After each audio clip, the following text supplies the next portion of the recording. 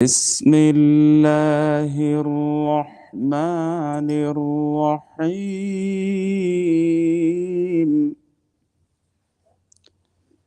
الحمد لله رب العالمين، الرحمن الرحيم، مالك يوم الدين. إياك نعبد وإياك نستعين. اهدنا الصراط المستقيم،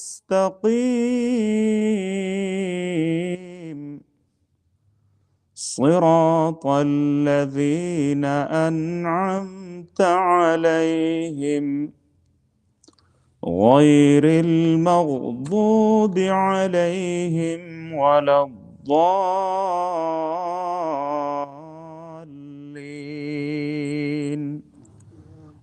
آمين. الحمد لله وكفى وسلام على عباده الذين اصطفى، لا سيما على سيد الرسل وخاتم الأنبياء وعلى آله وأصحابه أجمعين وعلى كل من تبعهم بإحسان إلى يوم الدين. أما بعد. আলহামদুলিল্লাহ, আল্লাহ তাআলার অসংখ্য অগণিত শুকরিয়া। আমরা পূর্ব লন্ডনের ডেভন্স রোড মসজিদে মাসিক নিয়মিত তাফসিরুল কোরআন প্রোগ্রামে এই মুহূর্তে পবিত্র এশার নামাজ আদায়ের পর বিদ্যমান রয়েছি। আল্লাহ তাআলা কোরআনে করিমের সাথে সম্পর্ক রাখার জন্য অনুষ্ঠিত এই প্রোগ্রামে আমাদের আসা, আমাদের বসা, আমাদের শোনা আল্লাহ তাআলা যেন কবুল করেন। আমরা বলি আমিন। আল্লাহ তাআলা যেন আমলের তৌফিক দ্বারা আমাদেরকে ধন্য করেন। আল্লাহুম্মা আমিন ইয়া রাব্বাল আলামিন। কোন মজলিসে বসার সময় প্রথমেই যদি আমরা নিয়ত ঠিক করে নেই যে শুধু আল্লাহকে রাজি এবং সন্তুষ্ট করার জন্য আমরা বসব, যা শুনব তা যেন আল্লাহ তাআলা অন্তরের মধ্যে ঢুকিয়ে দেন, আর সে অনুযায়ী আমলের তৌফিক দ্বারা আমি নিজেও যাতে ধন্য হতে পারি, আপনারাও যেন ধন্য হতে পারেন, এই নিয়ত শুরু থেকেই থাকা প্রয়োজন। হেদায়েত লাভের জন্য অন্তরটা খালি থাকা দরকার। অন্তর যদি খালি না থাকে আর মন যদি খোলা না থাকে, তাহলে হেদায়েতের জন্য মানুষের মন কোনোভাবেই তৈরি হতে পারে না। কত মানুষ এমন যাদের অন্তরে মোহর মেরে দেওয়া হয়েছে, খাতামাল্লাহু আলা কুলুবিহিম ওয়া আলা আনফুসিহিম ওয়া আলা সামইহিম ওয়া আলা আবসারিহিম গিশাওয়া। তো তাদের অন্তরের মধ্যে মোহর স্টাম্প লাগিয়ে দেওয়া হয়েছে। আল্লাহর নবী সাল্লাল্লাহু আলাইহি ওয়াসাল্লাম, আখিরে নবী সাল্লাল্লাহু আলাইহি ওয়াসাল্লামের জুবান থেকে কোরআনে করিমের তিলাওয়াত শোনার পরও, হেদায়েতের কথা শোনার পরও হেদায়েত ভাগ্যে জুটেনি, হেদায়েত নসিব হয়নি। তো এই জন্য হেদায়েত যেন আল্লাহ রাব্বুল আলামিন আমাদেরকে দান করেন। আল্লাহুম্মা আমিন ইয়া রাব্বাল আলামিন। ইচ্ছা থাকলে, মনের ইচ্ছা যখন হবে তখন বিষয়টা আসান এবং সহজ হয়ে যাবে। আর ইচ্ছা যদি না থাকে, কোনোভাবেই হেদায়েতকে অর্জন করতে পারবে না। এটা আল্লাহ তাআলার দান। তো এই জন্য কোরআনে করিমের মাহফিলে আমরা এই নিয়তে বসবো। আল্লাহ তাআলা এই বসাকেও যেন কবুল করেন, আর এটাকে যেন আমাদের জন্য নাজাতের জরিয়া বানিয়ে দেন। আল্লাহুম্মা আমিন ইয়া রাব্বাল আলামিন। এরকম মজলিসের মধ্যে যদি আমরা বসি, হাদিসের মধ্যে এসেছে আল্লাহর কিছু বান্দা কোরআন শোনার জন্য, কোরআন বুঝার জন্য, ইয়াতলুনা কিতাবাল্লাহ ওয়া ইয়াতাদারাসুনাহু বাইনাহুম ইল্লা হাফাতহুমুল মালাইকা ওয়া গাশিয়াতহুমুর রাহমা ওয়া নাযালাত আলাইহিমুস সাকিনা ওয়া যাকারাহুমুল্লাহু ফীমান ইনদা। কয়েকটা পুরস্কার, রহমতের ফেরেশতারা আমাদেরকে বেষ্টনী দিয়ে বসে আছেন, রহমতের চাদর আমাদেরকে ডেকে ফেলেছে, আবৃত করে রেখেছে। কোনো একটা ছিদ্র সুই পরিমাণ জায়গাও খালি নেই। এরকম রহমতের চাদরের নিচে আমরা আছি। রহমতের ফেরেশতাদের গার্ড অফ অনার দ্বারা আমরা বেষ্টিত হয়ে আছি। সুবহানাল্লাহ। আর আমাদের কলবের মধ্যে সাকিনা এবং আধ্যাত্মিক প্রশান্তি, কলবের মধ্যে একটা অদেখা শান্তি, যেটা আমরা চোখ দিয়ে দেখি না কিন্তু এই যে বাইরে গেলেই দুনিয়ার টেনশন, ডিপ্রেশন, লড়াই ঝগড়া, কিন্তু এই যে বসে আছি আমরা, সুবহানাল্লাহ, আল্লাহর কালাম শুনতেও ভালো লাগে, অর্থ বুঝতেও ভালো লাগে, আমল করার নিয়তে শোনাটাও পছন্দনীয়। এখন ফায়দা কি? এই রকমের মজলিসে জিকিরের মাহফিলে বসলে অন্তরে সাকিনা নাজিল হয়, এটা তৃতীয় পুরস্কার। আর এর চেয়ে বড় পুরস্কার হলো চতুর্থ পুরস্কার, আল্লাহ রাব্বুল আলামিন এর চেয়েও ভালো মজলিস ফেরেশতাদের মাহফিলে আমাদের মতো গুনাহগারদের নাম উল্লেখ করে করে আমাদের কথা আলোচনা করে থাকেন। সুবহানাল্লাহ, ওয়া যাকারাহুমুল্লাহু ফী মান ইনদা। আল্লাহ তাআলা আমাদের নাম উচ্চারণ করে করে আমাদের কথা উল্লেখ করেন, জিকির আলোচনা করেন। সুবহানাল্লাহিল আযীম। তো আর অন্য হাদিসের মধ্যে এসেছে এই সমস্ত মজলিসের শেষ ভাগে যখন মানুষ শেষ পর্যায়ে চলে আসে, তো ওই সময় ফেরেশতারা, আল্লাহ তাআলা ফেরেশতাদেরকে জিজ্ঞাসা করেন যে হে ফেরেশতারা, আমার এই বান্দারা চায় কি, আসলে কি চায়? তো ফেরেশতারা জবাব দেন, হে আল্লাহ, আপনার এই বান্দারা আর দুনিয়ার কোনো স্বার্থের জন্য তারা আসে নাই, শুধু আপনার সন্তুষ্টি চায়, আপনি রাজি হয়ে যাবেন, এই আল্লাহ, আপনি আল্লাহর রেজামন্দি চায়, সন্তুষ্টি চায়, জান্নাত কামনা করে, জাহান্নাম থেকে পানাহ চায়, শুধু মাগফিরাত এবং ক্ষমা লাভ করে, ক্ষমা চায়, এছাড়া আর কোনো দুনিয়াবী উদ্দেশ্য তাদের নেই। আল্লাহ রাব্বুল আলামিন খুশি হয়ে ফেরেশতাদেরকে বলেন, হে ফেরেশতারা, তোমরা সাক্ষী থাকো, আমি আমার বান্দাদেরকে মাফ করে দিলাম। তারা ক্ষমা প্রাপ্ত হয়ে এই সমস্ত মজলিস থেকে ফেরত যায়। তো বিভিন্ন ভাবে এই সমস্ত মজলিসে বসার ফজিলত এবং মর্যাদা, বৈশিষ্ট্য আল্লাহর নবী সাল্লাল্লাহু আলাইহি ওয়াসাল্লামের মাধ্যমে আমরা জানতে পারি। এই জন্য আমরা খালিউজ জেহেন হয়ে আমাদেরকে বসতে হবে, খালিউজ জেহেন হয়ে বসতে হবে। মন যদি খোলা থাকে, খালি থাকে, যে আমি শেখার জন্য এসেছি, তবেই কেবল ফায়দা হবে। আর না হয় আল্লাহর নবী থেকে তো আবু জেহেলও সরাসরি শুনেছে, আবু লাহাবও শুনেছে, উতবা সাহেবও শুনেছে, কিন্তু তাদের কোনো ফায়দা হয়নি, তাদের কোনো উপকারে আসেনি কোরআন, হেদায়েত তাদের অর্জন হয়নি। আল্লাহ তাআলা আমাদেরকে বুঝবার এবং আমলের জন্য তৌফিক দান করেন।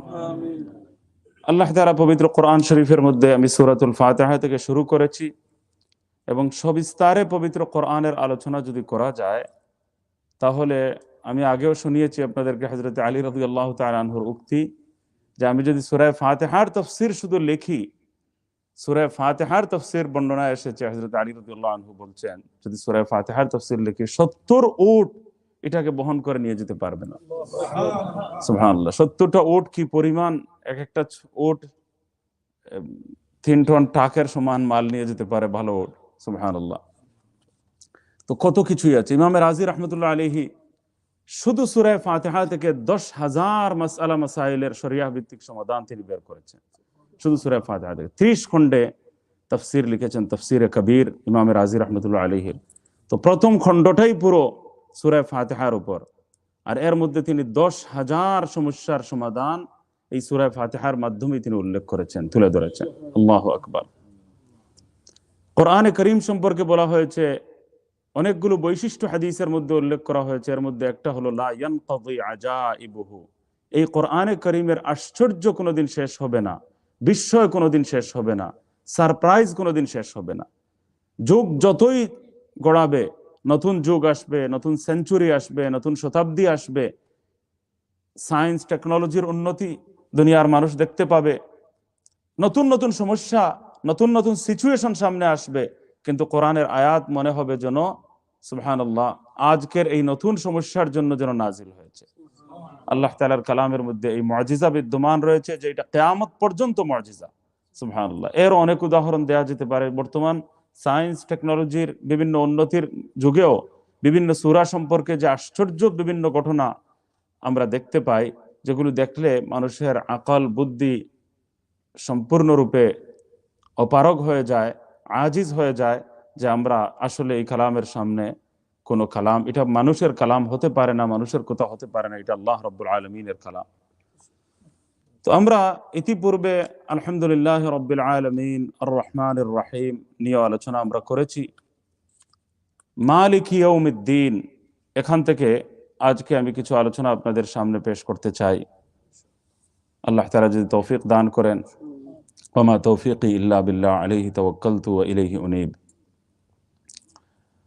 আলহামদুলিল্লাহি রাব্বিল আলামিন আর রহমানির রহিম মালিকি ইয়াউমিদ্দিন ইয়্যাকা না'বুদু ওয়া ইয়্যাকা নাস্তাঈন ইহদিনাস সিরাতাল মুস্তাকিম সিরাতাল লাযীনা আন'আমতা আলাইহিম গায়রিল মাগদুবি আলাইহিম ওয়ালাদ-দাল্লিন আমিন।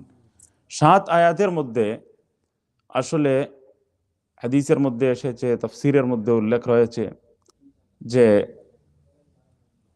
আল্লাহ প্রথম ৩ আয়াত, শুরুর যে ৩ আয়াত, এই ৩ আয়াত বান্দাদের নিজেদের জন্য, আর শেষ ৩ আয়াত আল্লাহর জন্য। প্রথম ৩ আয়াত আল্লাহ তাআলার জন্য, আর শেষ ৩ আয়াত বান্দাদের জন্য। আর মাঝখানের যে এক আয়াত রয়ে গেল ইয়্যাকা না'বুদু ওয়া ইয়্যাকা নাস্তাঈন, এটা আল্লাহ তাআলা বলেন, হাদিসের মধ্যে এসেছে যে এটা আমার এবং আমার বান্দার তার নিজের জন্য এবং আমার জন্য। বান্দা আর আমার মধ্যে এটা মানে সমান ভাগে ভাগ করা হয়েছে।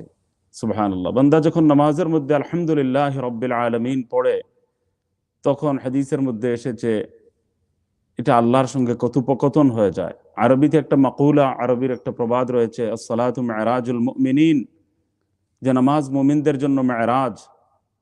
এটা মেরাজ থেকে আল্লাহ তাআলা নবীজিকে তোহফাও দিয়েছেন। আর মেরাজের মূল প্রতিপাদ্য বিষয়, আসল মূল কথা হলো আল্লাহর দিদার লাভ, আল্লাহর সঙ্গে কথা বলার সৌভাগ্য অর্জন। আল্লাহ তাআলার দিদার যে মানুষ লাভ করেছে, আল্লাহর সঙ্গে কথা বলার সৌভাগ্য যে অর্জন হয়েছে, এটা হলো মেরাজের মূল কথা। তো সেখান থেকেই উম্মতের জন্য নামাজের তোহফা আল্লাহ তাআলা দান করেছেন। আর নামাজের মাধ্যমে আমাদের জন্য আল্লাহ তাআলা মেরাজের সুযোগ করে দিয়েছেন। যে মেরাজে আল্লাহর নবী সাল্লাল্লাহু আলাইহি ওয়াসাল্লাম তাশরীফ নিয়ে গেছেন, কতটুকু সূরাতুন নাজমের মধ্যে আলোচনা এসেছে, ফাদানা ফাতাদাল্লা ফাকানা কাবা কাউসাইনি আও আদনা ফাআওহা ইলা আবদিহি মা আওহা মা কাযাবাল ফুআদু মা রাআ আফাতুমারুনাহু আলা মা ইয়ারা। পুরো আলোচনা মসজিদুল হারাম থেকে মসজিদুল আকসা পর্যন্ত সূরাতুল ইসরার মধ্যে আলোচনা এসেছে। আর এর পরবর্তী সফরের আলোচনা সূরাতুন নাজমের মধ্যে আল্লাহ রাব্বুল আলামিন করেছেন। তো এত কাছাকাছি হয়ে, ফেস টু ফেস হয়ে আল্লাহর সঙ্গে কথা বলার, আল্লাহর দিদার লাভ করার মহান সৌভাগ্য আল্লাহ রাব্বুল আলামিন তার প্রিয় হাবিব হযরত মুহাম্মদ সাল্লাল্লাহু আলাইহি ওয়াসাল্লামকে দান করেছেন। আল্লাহু আকবার। তো সেখান থেকেই উম্মতের জন্য এই মেরাজের তোহফা এসেছে, যে মেরাজের মূল কথা হলো আল্লাহর দিদার লাভ, আল্লাহর সান্নিধ্য লাভ। তো যাও হে নবী মুহাম্মদ সাল্লাল্লাহু আলাইহি ওয়াসাল্লাম, আপনাকেও আমি এই উম্মতের জন্য মেরাজের তোহফা আমি দিয়ে দিলাম। সুবহানাল্লাহিল আযীম। তারা যখন 5 ওয়াক্ত ডেইলি নামাজ আদায় করবে, প্রতিদিন নিয়মিত 5 ওয়াক্ত নামাজ আদায় করবে, আল্লাহ রাব্বুল আলামিনের দিদার, আল্লাহর সঙ্গে কথা বলার সৌভাগ্য হবে। তো বান্দা যখন হাদিসে এসেছে বলে আলহামদুলিল্লাহি রাব্বিল আলামিন, আল্লাহ জবাব দেন হামিদানি আব্দি, আমার বান্দা আমার তারিফ করেছে, আমার প্রশংসা করেছে। সুবহানাল্লাহ। সকল প্রশংসা আল্লাহর জন্য নিবেদিত, নির্ধারিত, নির্দিষ্ট। এই কথা যখন বলে, তখন আল্লাহ তাআলা জবাবের মধ্যে বলেন হামিদানি আব্দি। আর রহমানির রহিম যখন বলে, তখন আল্লাহ তাআলা উত্তর দেন মাজ্জাদানি আব্দি আসনা আলাইয়া আব্দি, আমার বান্দা আমার সানা এবং গুণকীর্তন করেছে। মালিক ইয়াউমিদ্দিন মাজ্জাদানি আব্দি। এরপর যখন বান্দা দোয়া করে ইয়্যাকা না'বুদু ওয়া ইয়্যাকা নাস্তাঈন, তো আল্লাহ তাআলা বলেন যে এই আয়াত হলো, হে বান্দা তুমি আর আমার মধ্যে সমান্তরাল, তুমি যা চেয়েছো আমি তোমাকে দিয়ে দিলাম। ইহদিনাস সিরাতাল মুস্তাকিম, এটা তোমার জন্য নির্ধারিত, আর যা তুমি চেয়েছো তা আমি তোমাকে দিয়ে দিলাম। তো এই আয়াত, এই সূরার এক নাম হলো সূরাতুদ দুআ। তো এই প্রথম 3 আয়াতের মধ্যে বান্দা নিজের জন্য দোয়া চেয়েছে। এই 3 আয়াত আল্লাহর জন্য খাস, আল্লাহর প্রশংসা। আলহামদুলিল্লাহি রাব্বিল আলামিন, সকল প্রশংসা আল্লাহ তাআলার জন্য সুনির্ধারিত। আর রহমানির রহিম, যিনি রহমান এবং রাহিম, খুব বেশি দয়াবান, অনেক বেশি দয়ালু। তো রহমানের মধ্যে রহম বেশি রহমওয়ালা বুঝায়, আর রাহিমের মধ্যে রাহিমের অর্থ অনেক বেশি রহমতওয়ালা বুঝায়, অনেক বেশি করুণার অধিকারী, অনেক বেশি রহমতওয়ালা যে জাত, যে মহান সত্তা, এমন সত্তাকে বলা হয় রহমান, এমন সত্তাকে বলা হয় রাহিম। কিন্তু বেশি রহমতওয়ালা বোঝানোর অর্থ রহমান শব্দের মধ্যেও আছে, রাহিম শব্দের মধ্যেও আছে। আমি আগের প্রোগ্রামগুলোতে বলেছিলাম পার্থক্য কি। রহমানের মধ্যে যে অত্যন্ত মেহেরবান, আর রাহিমের অর্থ আমরা পরম দয়ালু, এই শব্দ দিয়ে আমরা তর্জমা করি। অর্থাৎ বেশি রহমত যে মহান সত্তার মধ্যে রয়েছে। পার্থক্যটা কি? তো রহমান হলো যে বিস্তৃতি এবং ব্যাপকতার দিক থেকে যার রহমত বেশি, তাকে বলা হয় রহমান। অর্থাৎ রহমত বেশি, এটা হলো ডেপথের দিক থেকে নয়, ব্যাপকতার দিক থেকে, বিস্তৃতির দিক থেকে। সেটা কিভাবে? আল্লাহ তাআলা আপনকেও খাওয়ান, পরকেও খাওয়ান, দোস্তকেও খাওয়ান, দুশ্মনকেও খাওয়ান, পোকা মাকড়, এই যে কোটি কোটি মখলুকাতের কোনো শেষ সীমা নেই। 18,000, এই কথাটা ঠিক নয়, 18,000-এর কোনো বর্ণনা এইভাবে পাওয়া যায় না। এটা আসলে বেশ বেশি হয়তো বোঝানোর জন্য কেউ বলে ফেলেছেন। কিন্তু মখলুকাতের সংখ্যা যাই হোক না কেন, কোটি কোটি মখলুক। এখন তো সায়েন্সের যুগ, কত মখলুক যে নতুন উদ্ঘাটিত হচ্ছে, কত নতুন নতুন জগৎ বের হয়ে আসছে, সুবহানাল্লাহ। এগুলো আগে জানা ছিল না, এখন টেকনোলজির উন্নতির মাধ্যমে আমরা এগুলো জানতে পারছি। আগে এক সময় আলহামদুলিল্লাহ রাব্বিল আলামিন, সকল জাহানের যিনি লালন পালনকারী, এই কথার অর্থ বোঝানোর জন্য উলামায়ে কেরাম খোঁজ নিয়ে দেখেছেন প্রায় 80,000 আলম বা জাহান আছে। কিন্তু এখন সায়েন্স আর টেকনোলজির মাধ্যমে দেখা যায় যে এগুলো অগণিত, অসংখ্য, অগণিত, আনকাউন্টেবল। টেকনোলজির কথা বলছে এমন সব গ্যালাক্সি উপরে রয়েছে যে সারা দুনিয়া যদি বালু দিয়ে ভর্তি করে দেওয়া হয়, বালু দিয়ে, তাহলে বালুর যতটা দানা হবে তার চেয়েও বেশি গ্যালাক্সি রয়েছে। সুবহানাল্লাহ। এগুলো নিচের দিকে শুধু নামছেই নামছে, কিন্তু এগুলো কোনোদিন শেষ হতে চাইবে না, এত বেশি গ্যালাক্সি আছে। তো আমি ছোটবেলায় একবার চিন্তা করতাম যে সবচেয়ে ছোটবেলা বাচ্চাদের মনে তো কত চিন্তাই আসে। তো আমারও আজিব আজিব অবস্থা ছিল। তো আমি একেবারে ছোটবেলায় আজিব আজিব কর্মকাণ্ড করে বসতাম। তো একবার সব মানুষ জানাজায় গেছে, আমি জানাজায় গিয়ে পরে শরিক হয়েছি, জানাজায় দাঁড়ানো, খবরে শুয়াও দীর্ঘক্ষণ আমি দেখেছি এখানে আমি পরে থাকতে পারবো কিভাবে কিনা। তখন সবাই ছিল না, তখন এই খবর খোদা হয়েছে জানাজা পরে আনা হবে। তো আমি খবরে অনেকক্ষণ শুয়া, এরপরে দেখলাম এটা যদি উপর বন্ধ করে দেয়া হয় তাহলে কি হবে। আর এই আবার জানাজার তাকবীর শুরু হয়ে যাবে এই কথা যখন ঘোষণা দেওয়া হয়েছে, তখন আমি খবর থেকে উঠিয়া আবার জানাজায় গিয়ে শরিক হয়েছি, আলহামদুলিল্লাহ। তো যাই হোক, তো ছোটবেলায় অনেক জিনিস মনে আসে, অনেক কাজ কর্মকাণ্ড মানুষ বাচ্চারা করে ফেলে। তো আমি ভাবতাম ছোটবেলায় যে এই সর্বনিম্ন জান্নাতি যে হবে, তাকে এই দুনিয়ার 10টা দুনিয়া পরিমাণ, একটা 10টা পৃথিবী যত বড়, সবার শেষে যে জান্নাতে যাবে তার জান্নাতের পরিমাণটা এত বড় হবে, এই দুনিয়া থেকে 10 গুণ বড় জান্নাত। তো চিন্তা করতাম যে জায়গা কই, এই জায়গা তো বুঝে আসে না। এই পৃথিবী তো দেখলাম, এরপরে তো কুল কায়নাত, এইরকম 10টা করে যদি জনপ্রতি দেওয়া হয় তাহলে জায়গা তো বুঝে আসে না। থাকবে হয়তো আল্লাহর কাছে, কিন্তু ওইগুলো রাখবেন কোন জায়গায় আসেনি। তো মনের মধ্যে এই চিন্তা আসতো। এরপরে যখন জানা গেল যে স্বয়ং সায়েন্সই আখিরাতের সত্যতাকে আবিষ্কার করে ফেলেছে, যে এত গ্যালাক্সি মাশাআল্লাহ উপরে আছে যে এগুলোর দেখলেও বোঝা যায় যে অলরেডি সায়েন্টিফিকলি আখিরাত, এটা পরলোক আবিষ্কার হয়ে গেছে। এখনো বুঝে আসে যে এই পরিমাণ সুবহানাল্লাহ জান্নাতের ব্যবস্থা মানুষই দুনিয়াতে দেখে ফেলেছে, যে আল্লাহ তাআলার কাছে জায়গার কোনো অভাব নেই। এটা অন্তত মানুষের এই দুনিয়াবী জীবনেও সে তার পর্যবেক্ষণ দ্বারা, সায়েন্টিফিক রিসার্চের দ্বারা সে অন্তত এই হাকিকত পর্যন্ত পৌঁছতে সক্ষম হয়েছে যে আল্লাহ রাব্বুল আলামিনের কাছে জায়গার কোনো অভাব নেই। জান্নাত প্রত্যেককেই যদি 10টা করে দুনিয়ার সমান দেয়া হয়, তাহলে এই পরিমাণ জায়গা যে আছে তার চেয়েও যে বেশি আছে, সেটা অলরেডি এখন আবিষ্কৃত। সুবহানাল্লাহিল আযীম। তো আল্লাহ তাআলা এই কথাগুলো বুঝবার যেন তৌফিক দান করেন। হযরত আল্লামা আনোয়ার শাহ কাশ্মীরি রাহমাতুল্লাহ আলাইহি অনেক আগেই বলে গিয়েছিলেন একটা কথা। ইসলামের অনেক বড় দার্শনিক, আলিম ছিলেন, দারুল উলুম দেওবন্দের শেখুল হাদিস এবং গত শতাব্দীর সেরা হাদিস বিশেষজ্ঞ আলিম আল্লামা আনোয়ার শাহ কাশ্মীরি রাহমাতুল্লাহ আলাইহি বলেছিলেন যে যত সায়েন্স এবং টেকনোলজির উন্নতি হবে, তত বেশি ইসলামের আখিরাতের আকীদা তত বেশি প্রমাণিত হতে থাকবে। এই যে আমাদের কথাগুলো রেকর্ডেড হয়ে যাবে, এই কথাটা 200 বছর আগে বোঝানো সম্ভব ছিল না।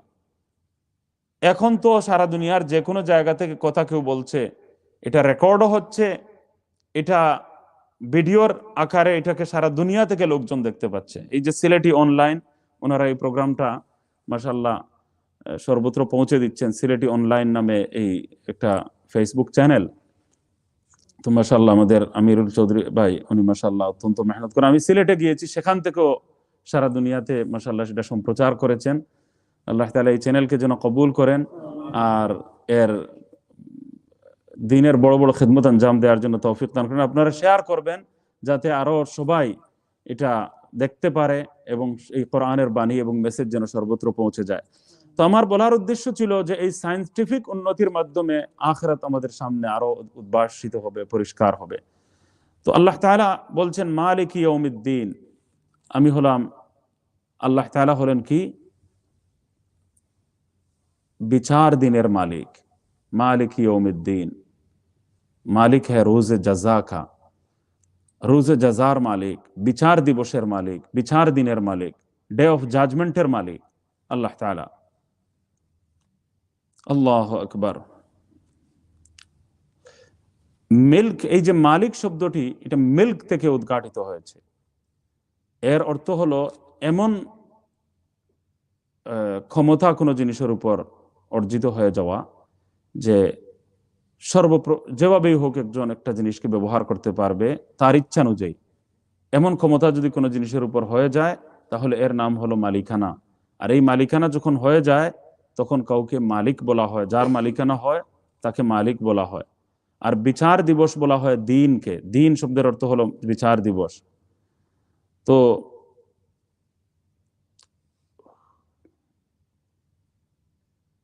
আল্লাহ তাআলা তো সব কিছুরই মালিক। শুধু কি বিচার দিবসের মালিক, না এই দুনিয়ারও মালিক? লিল্লাহি মা ফিস সামাওয়াতি ওয়া মা ফিল আরদ, লাহু মুলকুস সামাওয়াতি ওয়াল আরদ। সব কিছুর উপর আল্লাহর মালিকানা। আমাদেরকে যে মালিক বানানো হয়েছে এটা টেম্পোরারি, কিছুদিনের জন্য মালিকানা আমাদেরকে দেয়া হয়েছে। রিয়ালিটি হলো আল্লাহ তাআলা সব কিছুর মালিক। আল্লাহু আকবার।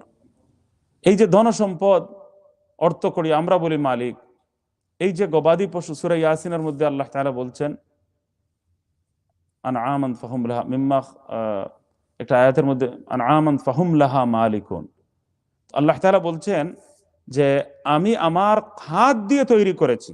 নিজের মালিকানা বোঝানোর জন্য আল্লাহ তাআলা বলছেন। আপনি একটা বলেন না যে এই কাপড়ের দাবি যদি কেউ করে বসে যে এটা আমার, আর আপনি বলেন যদি আমার, তো আপনি বলেন আমি আমার হাতে এটা নিজে সেলাই করেছি, আমি আমার হাত দিয়ে এটা নিজে তৈরি করেছি।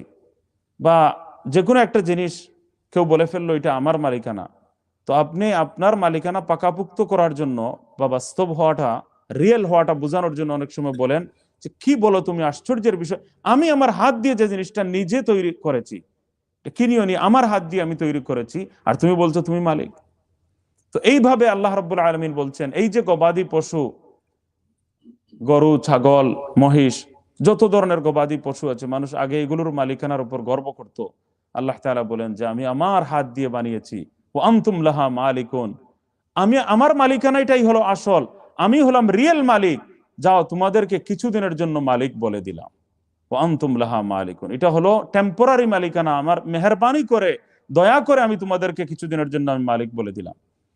তো মালিক ইয়াউমিদ্দিন, তো শুধু বিচার দিবসের মালিক তো আল্লাহ তাআলা নন, বরং আল্লাহ তাআলা এই দুনিয়ার জীবনেরও মালিক, আখিরাতেরও মালিক, সব জিনিসের মালিক। তো শুধু বিচার দিবসের মালিক, এটা বলার পিছনে কি রহস্য? এটা প্রশ্ন আসে কিনা যে এখানে তো আল্লাহ তাআলা সবকিছুরই মালিক এটা বলতে পারতেন, শুধু বিচার দিনের মালিক এটা বলার পিছনে কি রিজন হতে পারে? আল্লাহু আকবার। তো এখানে একটা জিনিস বোঝার প্রয়োজন আছে যে এই দুনিয়ার জীবনের সব কিছুর মালিকানা আল্লাহ তাআলার হাতে রয়েছে। আর সেই দিন হলো রোজে জাযা, সেদিন পুরস্কার দান করা হবে। বিচার দিবস জাযার মালিক, জাযার দিনের মালিক, মানে আল্লাহ তাআলা যারা জান্নাতি হবে তাদেরকে জান্নাত দান করবেন, আর যারা জাহান্নামী হবে তাদেরকে জাহান্নামের শাস্তি দেয়া হবে। তো জান্নাতের নিয়ামত সেদিন দেয়া হবে, আর জাহান্নামের শাস্তি দেয়া হবে, পুরস্কার দেয়া হবে এবং শাস্তি দেয়া হবে। এই দুই জিনিস এর মালিকানা এখানে আছে।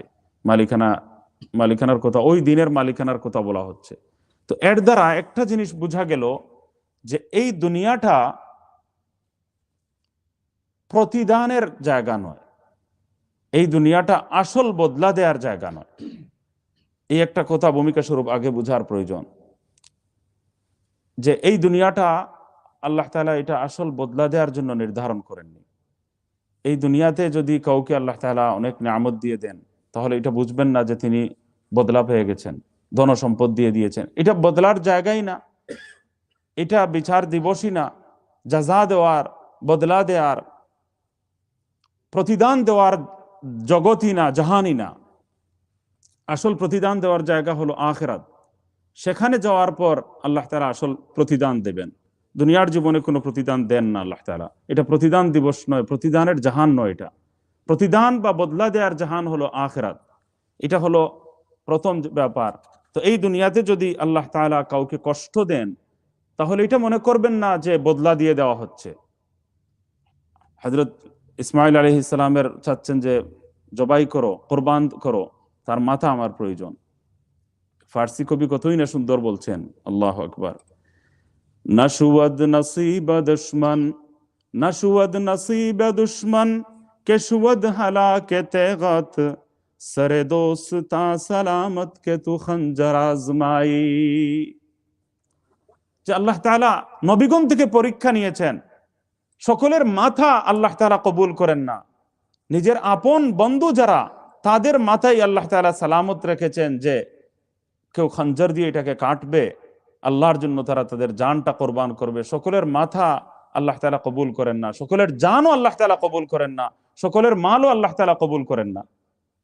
তো আল্লাহ তাআলা এই দুনিয়াতে তো পরীক্ষা নবীগণের কাছ থেকেও নিয়েছেন, অনেক বেশি নিয়েছেন। দুনিয়ার জীবনে যে সামান্য কষ্ট হয়, এগুলো হলো আখিরাতের শাস্তির কিছু হালকা ঝলক দেখানো হয় মাঝে মধ্যে। ওয়ালানুযীকান্নাহুম মিনাল আযাবিল উলা দুনাল আযাবিল আকবার লাআল্লাহুম ইয়ারজিউন। আখিরাতের বড় আযাবের আগে, বড় শাস্তির আগে দুনিয়ার জীবনে সামান্য একটু স্বাদ আমি কোন সময় পরীক্ষা করাই। এটা রিয়েল শাস্তি হয় না, রিয়েল পুরস্কার হয় না, রিয়েল বদলা হয় না, আসল বদলা হয় না। সামান্য স্বাদ শাস্তিও যদি দেওয়া হয়, তাহলে ওই আসল শাস্তির মোকাবেলায় সামান্য শাস্তির একটু নমুনা জাস্ট দেখানো হয়। অন্য জায়গায় আল্লাহ তাআলা ইরশাদ করছেন, কাযালিকাল আযাব ওয়ালা আযাবুল আখিরাতি আকবার লাউ কানু ইয়ালামুন। এমনই হয় আযাব, আর আখিরাতের আযাব তো অনেক বড় যদি তারা অনুধাবন করে, যদি তারা বুঝতে পারে।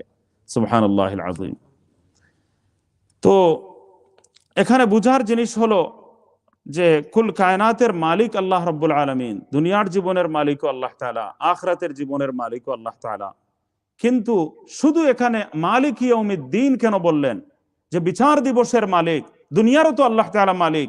বোঝানো উদ্দেশ্য এখানে এটাই, যে হে দুনিয়ার মানুষেরা, দুনিয়ার জীবনে টেম্পোরারি, অস্থায়ী, কয়েকদিনের জন্য সামান্য ধরনের একটা মালিকানা আমি তোমাদেরকে দিয়ে দিয়েছি।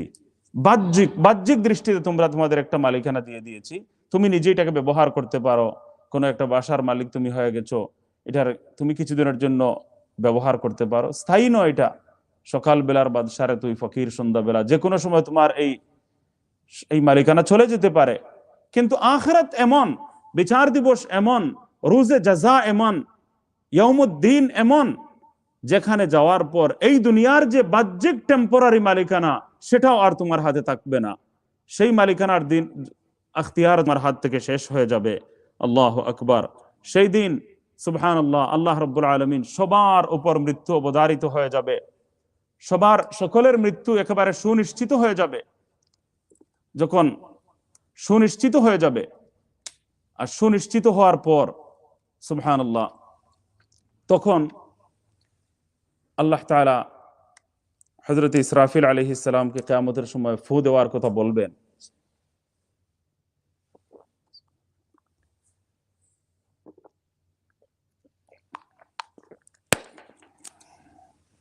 হযরত ইসরাফিল আলাইহিস সালামকে আল্লাহ তাআলা ফু দেওয়ার, কিয়ামতের আগে দেওয়ার কথা বলবেন। সকলের মৃত্যু হয়ে যাবে। যখন মৃত্যুর ফয়সালা হবে, তো প্রথম আসমানের সবার উপর মৃত্যুর ফয়সালা হবে, দ্বিতীয় আসমানের সবার উপর বর্ণনা এসেছে মৃত্যুর ফয়সালা হবে। সকল মারা যাবে, কোনো একটা জীব জন্তু প্রাণী বলতে কেউ থাকবে না।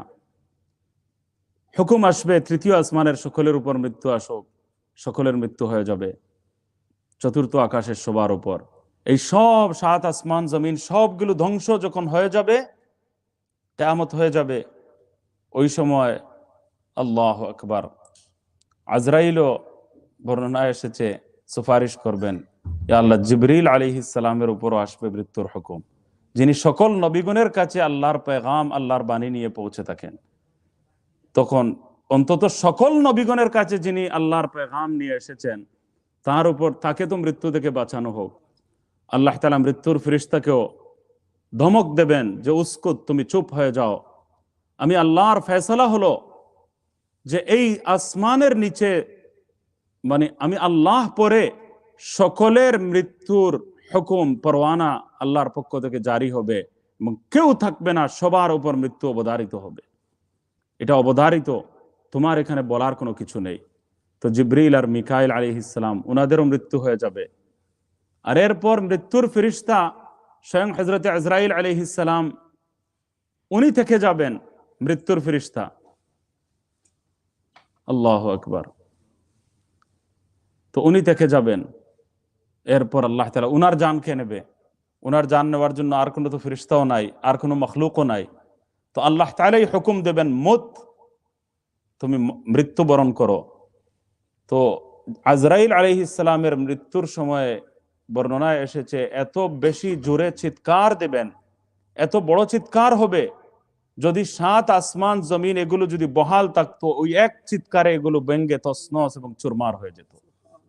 এই ধরনের বিকট আওয়াজ হবে, শব্দ হবে, আজরাইলের মৃত্যু অবধারিত, সবকিছু শেষ হয়ে যাবে। এরপর আল্লাহ রাব্বুল আলামিন বেরিয়ে আসবেন তার শান অনুযায়ী এবং বলবেন, আওয়াজ দেবেন যে আইনাল মুলুক, দুনিয়ার হে বড় বড় বাদশাহেরা, তোমরা কই, কোথায়? আল্লাহ আওয়াজ দেবেন যে হে দুনিয়ার অহংকারী, দাপট দেখানেওয়ালা আর যুদ্ধের হুঙ্কার যারা ছেড়েছ, এক দেশ আরেক দেশকে ধ্বংস করে দেবে, তাম্রের যুগে ফিরিয়ে নিয়ে যাবে, পুরো দেশকে একেবারে তছনছ করে দেবে, সম্পূর্ণরূপে ধ্বংসলীলায় পরিণত করে দেবে। ইতিহাসের মধ্যে কত বাদশাহ বছরের পর বছর, শত শত বছর তারা যুদ্ধ বিগ্রহের মধ্যে একাধারে লেগেছিল, সেই অহংকারী বাদশাহ, তাদের দাপটে দুনিয়াতে চলা মুশকিল হয়ে গিয়েছিল। হাজ্জাজ বিন ইউসুফ বক্তব্য রাখলে সামনে লক্ষাধিক মানুষ থাকলেও তাদের সবার পা কাঁপতো। এত বড় জালিম বাদশাহ দুনিয়াতে অনেক অতিবাহিত হয়েছে। এই জালিম বাদশাদেরকে আল্লাহ তাআলা ওই সময় ডাকবেন, আওয়াজ দেবেন যে হে বাদশাহেরা, তোমরা কোথায়? হে অহংকারীরা, তোমরা কোথায়? যারা অহংকারের দাপট দেখাতে, যারা বড়ত্ব এবং অহমিকা দেখাতে, যারা একজন আরেকজনের বিরুদ্ধে তোমরা চ্যালেঞ্জ ছুড়ে দিতে, তোমরা কোথায়? বেরিয়ে আসো। আইনাল মুলুক, আইনাল জাবাবিরা। এক এক করে আল্লাহ তাআলা ডাকতে থাকবেন, কোনো আওয়াজ নাই। লিমানিল মুলকুল ইয়াউম, আজকে কার বাদশাহী, কার রাজত্ব, কার বড়ত্ব, কার একমাত্র শানে কিবরিয়াই, কার একচ্ছত্র আধিপত্য? এই যে সাময়িক সময়ের সামান্য শক্তি পেয়ে তোমরা দুনিয়াকে মনে তছনছ করে দিয়েছিলে, একজন আরেকজনের বিরুদ্ধে হুঙ্কার ছুড়েছিলে, একজন আরেকজনকে ধ্বংস করে দেওয়ার জন্য হুমকি দিয়েছিলে, আর পত্রিকার পাতাগুলো খুললে বোঝা যায় এক দেশ আরেক দেশকে একেবারে শেষ করে দেবে। পরের দিনকার বক্তব্য শুনলে দেখা যায় ওই দেশের প্রেসিডেন্ট পরবর্তী দেশকে, অন্য দেশকে, বিপরীত যে দেশ আছে সেটাকে সে ধ্বংস করে শেষ করে দেবে। এই সব হুঙ্কার শেষ হয়ে যাবে। আর আল্লাহ তাআলার পক্ষ থেকে আওয়াজ আসবে, লিল্লাহিল ওয়াহিদিল কাহ্হার, আজকে মালিকানা শুধুমাত্র আল্লাহর, একমাত্র আল্লাহর, কেবল আল্লাহ রাব্বুল আলামিনের মালিকানা, আর কারো মালিকানা নেই। লিমানিল মুলকুল ইয়াউম লিল্লাহিল ওয়াহিদিল কাহ্হার, আল ইয়াউমা তুজজা কুল্লু নাফসিন বিমা কাসাবাত লা যুলমাল ইয়াউম ইন্নাল্লাহা সারিউল হিসাব। আল্লাহু আকবার। আজকে কারো উপর জুলুম করা হবে না, প্রত্যেককে যার যার আমলের বদলা দেয়া হবে। এই বিচার দিবস আলাদাভাবে রাখার পেছনে কি রিজন? যে আল্লাহ তাআলা জালিম হতে পারেন না। আল্লাহ তাআলা হাকিম, আল্লাহ তাআলা হাকিম। আর হাকিম যে হবে তার কোনো কাজ হিকমত থেকে দূরে হতে পারে না, হিকমতের ঊর্ধ্বে হতে পারে না। তিনি এই জুলুম নির্যাতনের একটা আবেগও মানুষের মধ্যে সৃষ্টি করেছেন, গুনাহের আবেগও তিনি সৃষ্টি করেছেন। একজন ইনসাফ করেছে, তার বদলা পাওয়া এটা স্বাভাবিক ব্যাপার। এটা যদি না দেওয়া হয় তাহলে সেই আল্লাহ মুনসিফ কিভাবে হবেন, ইনসাফ করনে ওয়ালা কিভাবে হবেন, আর সত্যিকার অর্থে হিকমত ওয়ালা মহান সত্য আল্লাহ তাআলা কিভাবে হতে পারেন যদি নেকির বদলা না দেওয়া হয় আর মেহনতের বদলা না দেওয়া হয়। এই যে মানুষ মুজাহাদা করেন, তাহাজ্জুদের নামাজ পড়েন, ইবাদত বندگی করেন, এগুলোর বদলা দিতে হবে। ইভেন এক জন্তু, হাদিসের মধ্যে এসেছে, আরেক জন্তুর উপর যদি কোনো জুলুম করে থাকে, এক ষাঁড় আরেক ষাঁড়ের উপর যদি জুলুম করে থাকে, তাহলে কিয়ামতের দিন যে ষাঁড় জুলুম করেছে সেই মজলুম ষাঁড়কে এনে আল্লাহ তাআলা বলবেন যে তুমি তার কাছ থেকে বদলা নাও, আর এরপরে তাদেরকে হুকুম দেবেন মাটি হয়ে যাও, শেষ হয়ে যাও, তাদের জীবন শেষ, আর তাদের কোনো মৃত্যু নেই। ষাঁড়ের লড়াই এটা জায়েজ নয়। এটা আপনারা, এটার উপর হাদিসের মধ্যে মারাত্মকভাবে নিষেধাজ্ঞা এসেছে। এটা একটা মারাত্মক হারাম কাজ আমাদের সমাজের মধ্যে চালু রয়েছে। এটা যেহেতু প্রসঙ্গ এসেছে, অনেকে বলতে পারেন যে মনে হয় আমি ষাঁড়ের লড়াইয়ের সমর্থন মনে হয় জানিয়ে ফেলছি, নাউযু বিল্লাহি মিন যালিক।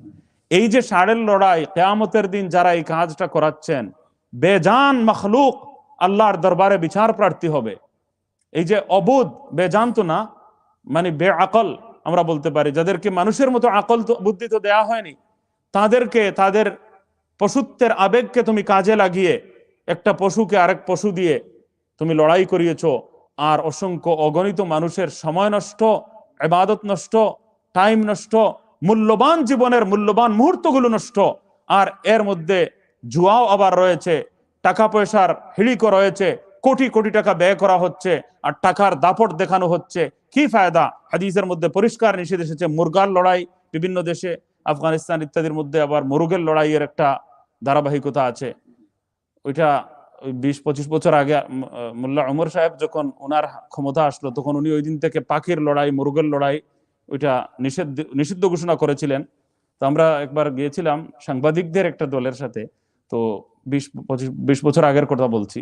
তো ওই সাংবাদিকদের সাথে আমি লেখালেখি করার অভ্যাসে অভ্যস্ত ছিলাম। তো সাংবাদিকদের এক প্রতিনিধি দলের সাথে আমার যাওয়ার সুযোগ হয়েছিল। তো সেখানে কে দেখি মাইকিংটা কি হচ্ছে, তো তারা বললো যে আজকে থেকে এই মুরগের লড়াই নিষিদ্ধ, আর ছোট পিঞ্জিরার মধ্যে পাখিকে ঘরের মধ্যে বন্দি রাখা হয়, তার স্বাধীনতা পুরোপুরি দেওয়া হয় না, এই জন্য পিঞ্জিরার মধ্যে পাখি আবদ্ধ রাখা এটাও নিষিদ্ধ, এই ঘোষণাটা দেওয়া হচ্ছে। তারা বললেন যে এটা 24 ঘন্টার মধ্যে এটার উপর আমল হতে কোনো দেরি হবে না, পুরো দেশের মধ্যে এর উপর আমল হয়ে যাবে। সুবহানাল্লাহ। আল্লাহ তাআলা এইভাবে ইনসাফ এবং ন্যায় ইনসাফ আল্লাহ তাআলা প্রতিষ্ঠা করার আমাদেরকে তৌফিক যেন দান করেন, যে সব ধরনের জুলুম দুনিয়া থেকে যেন শেষ হয়ে যায়। তো যাই হোক, এটা একটা হারাম কাজ, এটা থেকে আমরা বেঁচে থাকতে হবে। কবিরা গুনাহ এবং মারাত্মক হারাম কাজ, এবং লাখো মানুষ দেখা যায় এর সঙ্গে জড়িত, কোনো না কবে জড়িত, কেউ দেখার জন্য আসে এবং কেউ এই জুলুমের বিরুদ্ধে কোনো প্রতিবাদ করে না। আমি অনুরোধ করব, আপনারা বিদেশে থাকেন, লন্ডনে থাকেন, ইউরোপে থাকেন, আর এখানকার কষ্টার্জিত টাকাটা আপনারা এই জাতীয় কাজের মধ্যে ব্যয় করে নিজেও হারাম গুনাহে কবিরার মধ্যে আপনারা লিপ্ত হচ্ছেন, আর আপনারা পুরো দেশ এবং জাতিকেও এর সঙ্গে জড়াচ্ছেন, আর আল্লাহর আযাবকে আমন্ত্রণ জানাচ্ছেন। এই জমিনের উপর কোনোভাবেই কোনো ধরনের জুলুম কাম্য হতে পারে না, নির্যাতন কাম্য হতে পারে না, অত্যাচার কাম্য হতে পারে না। আর এই বেআকল বেজুবান মখলুককে দিয়ে আপনারা লড়াচ্ছেন, এটা তো আকলও এটাকে সহ্য করতে পারে না। আরব বিশ্বের মধ্যে অনেক ধরনের কুপ্রথা, জাহিলিয়াত রয়েছে। তারা গরিব দেশের এই ছোট ছোট শিশুদেরকে আনে আর উটের মধ্যে ওইটা রাখে, আমি অনেকের কাছ থেকে এটা জানতে পেরেছি। এরপরে ওই বাচ্চাকে উটের মধ্যে বেঁধে দেয়, আর উট যখন দৌড় দেয় তো বাচ্চা ক্রন্দন করে, চিৎকার দেয়, এই বাচ্চার খুব কষ্ট হয়, তখন এই চিৎকারের কারণে উট আরো বেশি দৌড়ায়। তো শুধু তারা এই মজা করার জন্য জানের পরোয়া করে না, মাসুম বাচ্চাদেরকে তারা ধ্বংস করে ফেলে। নাউযু বিল্লাহি মিন যালিক। এই মাসুম বাচ্চাদের উপর জুলুম হচ্ছে। আমার মনের আয়েশের জন্য কিভাবে মনটা এটাকে সমর্থন করে, কিভাবে এই জুলুমকে কারো অন্তর কিভাবে বরদাস্ত করে, এগুলো বলার প্রয়োজন আছে। যদি আমরা এই জুলুমের বিরুদ্ধে বলি না, এই অত্যাচারের বিরুদ্ধে বলি না, এবং আল্লাহর সঙ্গে বিদ্রোহ এবং ছোট মাসুম বাচ্চাদেরকে ধ্বংস করা আমার মনের আনন্দ আমোদ ফুর্তির জন্য, নাউযু বিল্লাহি মিন যালিক, এর চেয়ে বড় পাশবিকতা আর কি হতে পারে? পশুও তো এই কাজ করে না। অনেক সময় পশু দেখা যায় জন্তুকে ধরতে আসছে, আসার পর ছোট বাচ্চা সেটাকে একেবারে সে কিন্তু ছাড় দিয়েছে। বাঘের অনেক ভিডিও এইভাবে পাওয়া যায় যে বাঘের মনের মধ্যেও একটা ছোট বাচ্চার প্রতি আদর, দয়া, মহাব্বত আছে। কিন্তু মানুষ যখন পশুর চেয়েও বেশি নিকৃষ্ট হয়ে যায় তখন সে এই ধরনের কাজ করতে পারে। তো আল্লাহ তাআলা মালিক ইয়াউমিদ্দিন বিশেষভাবে বলার পেছনে মূল কারণ হলো যে বিচার দিবসের মালিক আল্লাহ তাআলা, সেখানে সব ধরনের আমলের শাস্তি দেয়া হবে। জীবজন্তু যদি একজন আরেকজনের উপর জুলুম করে তাহলে এর বদলাও সেখানে নেওয়া হবে। যদি এই জুলুমের বদলা আল্লাহ তাআলা না নেন তাহলে এটা আল্লাহ তাআলার মহান সত্তার হিকমতের পরিপন্থী, তার ইনসাফের পরিপন্থী। এই জন্য আরেকটা জাহান বিচার দিবসের জন্য আল্লাহ তাআলাকে তৈরি করতে হচ্ছে এবং করতে হবে। আল্লাহ তাআলা খুব তাড়াতাড়ি হিসাব নেবেন, আমাদেরকে ছেড়ে দেবেন না। তো এই দুনিয়া জাজার জগৎ নয়, বদলার জগৎ নয়, প্রতিদানের জগৎ নয়, বরং এই দুনিয়া এটা আসল জগৎ নয়। এখানে যদি সামান্য কোনো আযাব দেওয়া হয় এটা নমুনা মাত্র, হালকা ঝলক মাত্র। মনে করবেন না যে আপনাকে ছাড় দিয়ে দেওয়া হয়েছে। আল্লাহ তাআলা অনেক সময় ঢিল দেন, ছাড় দেন, মানুষ মনে করে আমাকে মনে হয় আল্লাহ তাআলা খুব মায়া করেন, মহাব্বত করেন। না, এগুলো পরীক্ষার জাহান, কাউকে দিয়ে পরীক্ষা করেন। فأما إذا ما ابتلاه ربه فأكرمه ونعمه فيقول ربي أكرمن وأما إذا ما ابتلاه فقدر عليه رزقه। তো আল্লাহ তাআলা মানুষ যখন, আল্লাহ তাআলা দোনো জায়গায় বলছেন যে আমি পরীক্ষা যখন করি এবং দুনিয়ার নিয়ামত রাজি দান করি, আরাম আয়েশের জীবন আমি দান করি, মানুষ বলে আমাকে আল্লাহ বড় সম্মান দিয়েছেন। আবার আল্লাহ বলছেন আমি যখন পরীক্ষা করি, এক্সাম নেই, পরীক্ষা করি, আর সংকুচতা, সংকীর্ণতা, অভাব অনটন আমি দিয়ে দেই, তো বলে রব্বি আহানান, আল্লাহ আমাকে যেন বেইজ্জত করে ফেলেছেন। তো বলছেন দোনোটাই পরীক্ষা, দেওয়াটাও পরীক্ষা।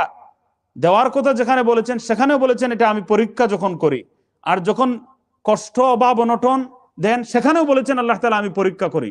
তো এই দুনিয়াতে এই দেওয়াটা, কষ্ট দেওয়া, আরাম দেওয়া, দোনোটাকেই আল্লাহ তাআলা একসঙ্গে পরীক্ষা অভিহিত করছেন, পরীক্ষা হিসাবে উল্লেখ করছেন।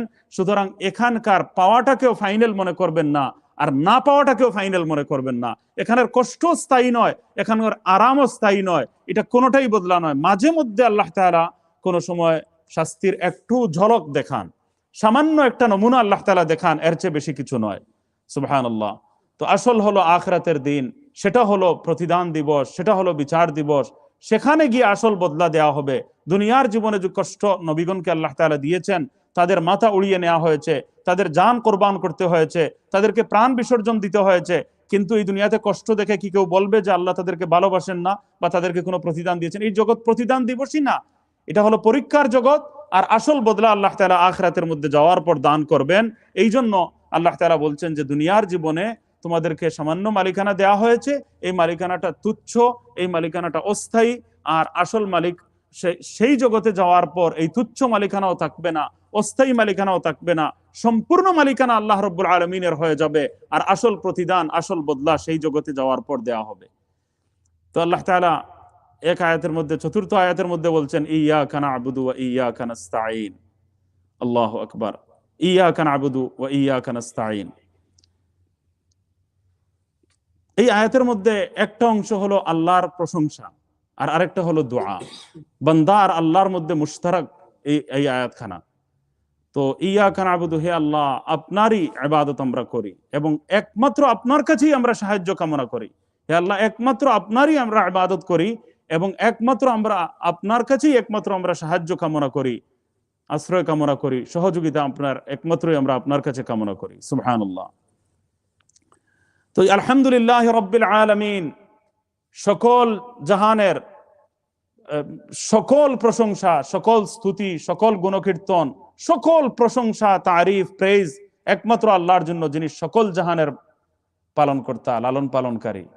আর রহমানির রহিম, যিনি রহমান, যিনি রহিম, এর কত আলোচনা বিগত প্রোগ্রামগুলোতে আপনারা শুনেছেন। সুবহানাল্লাহ। আর সেই আলোচনাগুলো হাজার ভাগের এক ভাগও হয়নি। রহমানের মধ্যে কত বিশালতা রয়েছে, রহিমের মধ্যে কত বিশালতা রয়েছে। মালিক ইয়াউমিদ্দিন, আর বলছেন যে বিচার দিবসের মালিক। তো আমি যখন এটা বলি হে আল্লাহ সকল প্রশংসা, এর অর্থ কি আমার জন্মের আগের থেকে আরম্ভ করে যত নিয়ামত আপনি দান করেছেন যত নিয়ামত এই মুহূর্তে দান করে যাচ্ছেন, এই সবগুলোর প্রশংসা আমি করলাম। তো এর মাধ্যমে অতীতকাল হয়ে গেল, সম্পূর্ণ অতীতকালকে আমি কভার করে ফেললাম। আর মালিক ইয়াউমিদ্দিন যখন বললাম, বিচার দিবসের মালিক, তখন ভবিষ্যৎও আমার সামনে চলে আসলো যে ভবিষ্যতের মালিকও আল্লাহ। এখন অতীত এবং ভবিষ্যৎ হয়ে গেল।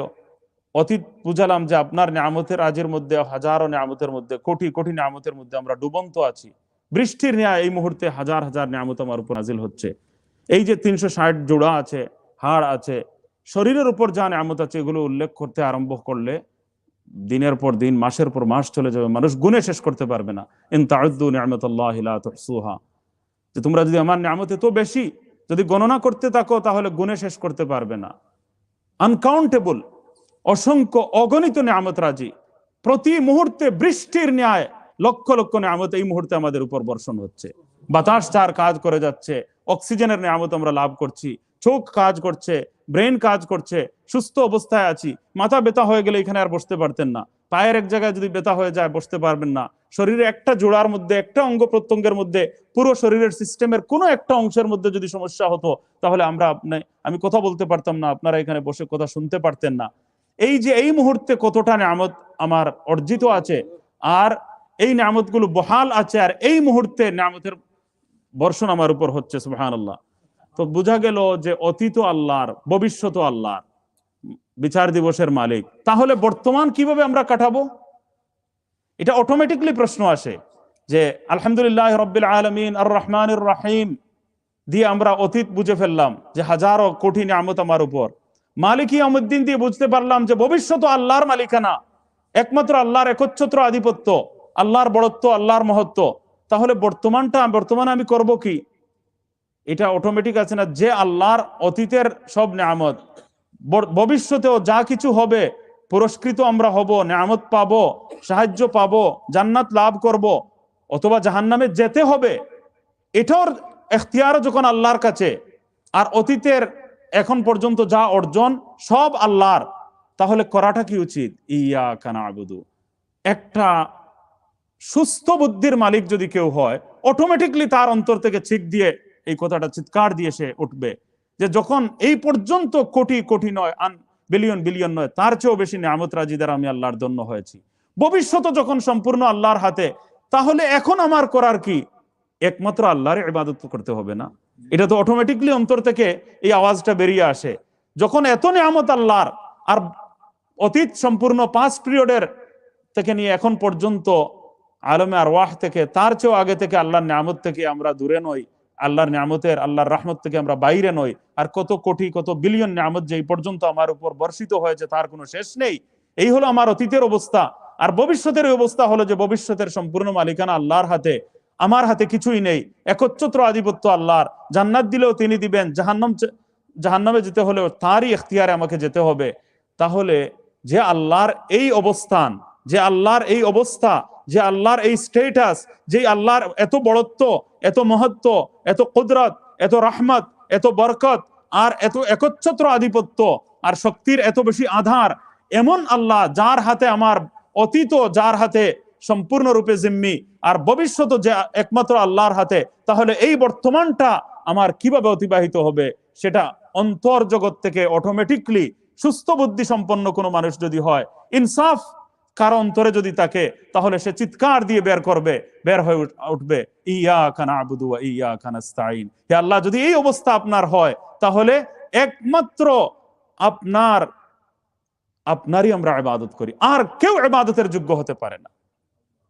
অন্য কোনো এমন সত্তা যখন নেই, কেউ রহমান নয়, কেউ রহিম নয়, কেউ মালিক ইয়াউমিদ্দিন নয়, অতীত কারো কাছে নয়, ভবিষ্যৎ কারো কাছে নয়, এগুলো সব আপনার হাতে।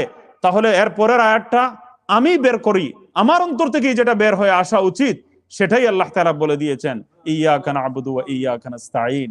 যে হে আল্লাহ, একমাত্র আপনারই আমরা ইবাদত করি। হে আল্লাহ, একমাত্র আপনার কাছেই আমরা সাহায্য চাই, আপনার কাছেই আমরা সাহায্য কামনা করি। সুবহানাল্লাহিল আযীম। এই হলো ইয়াকা না'বুদু ওয়া ইয়াকা নাস্তাঈন। তো এর মধ্যে একটা দিক হলো ইয়াকা না'বুদু, আপনারই ইবাদত করি, এটা তো আল্লাহর প্রশংসা হয়ে গেল, আল্লাহর স্তুতি, আল্লাহর তারিফ, আল্লাহর গুণকীর্তন, আল্লাহর প্রতি শুকরিয়া আদায়ের একটা দিক হলো। আর ওয়া ইয়াকা নাস্তাঈন এটা একটা সওয়াল, এটা একটা দোয়া। তো এই আয়াত আল্লাহ এবং বান্দার মধ্যে সমান্তরাল, আল্লাহ এবং বান্দা উভয়ের মধ্যে এটা শামিল। ইয়াকা আলহামদুলিল্লাহ রাব্বিল আলামিন শুধু আল্লাহর জন্য, আর রহমানির রহিম শুধু আল্লাহর জন্য, মালিক ইয়াউমিদ্দিন শুধু আল্লাহর জন্য।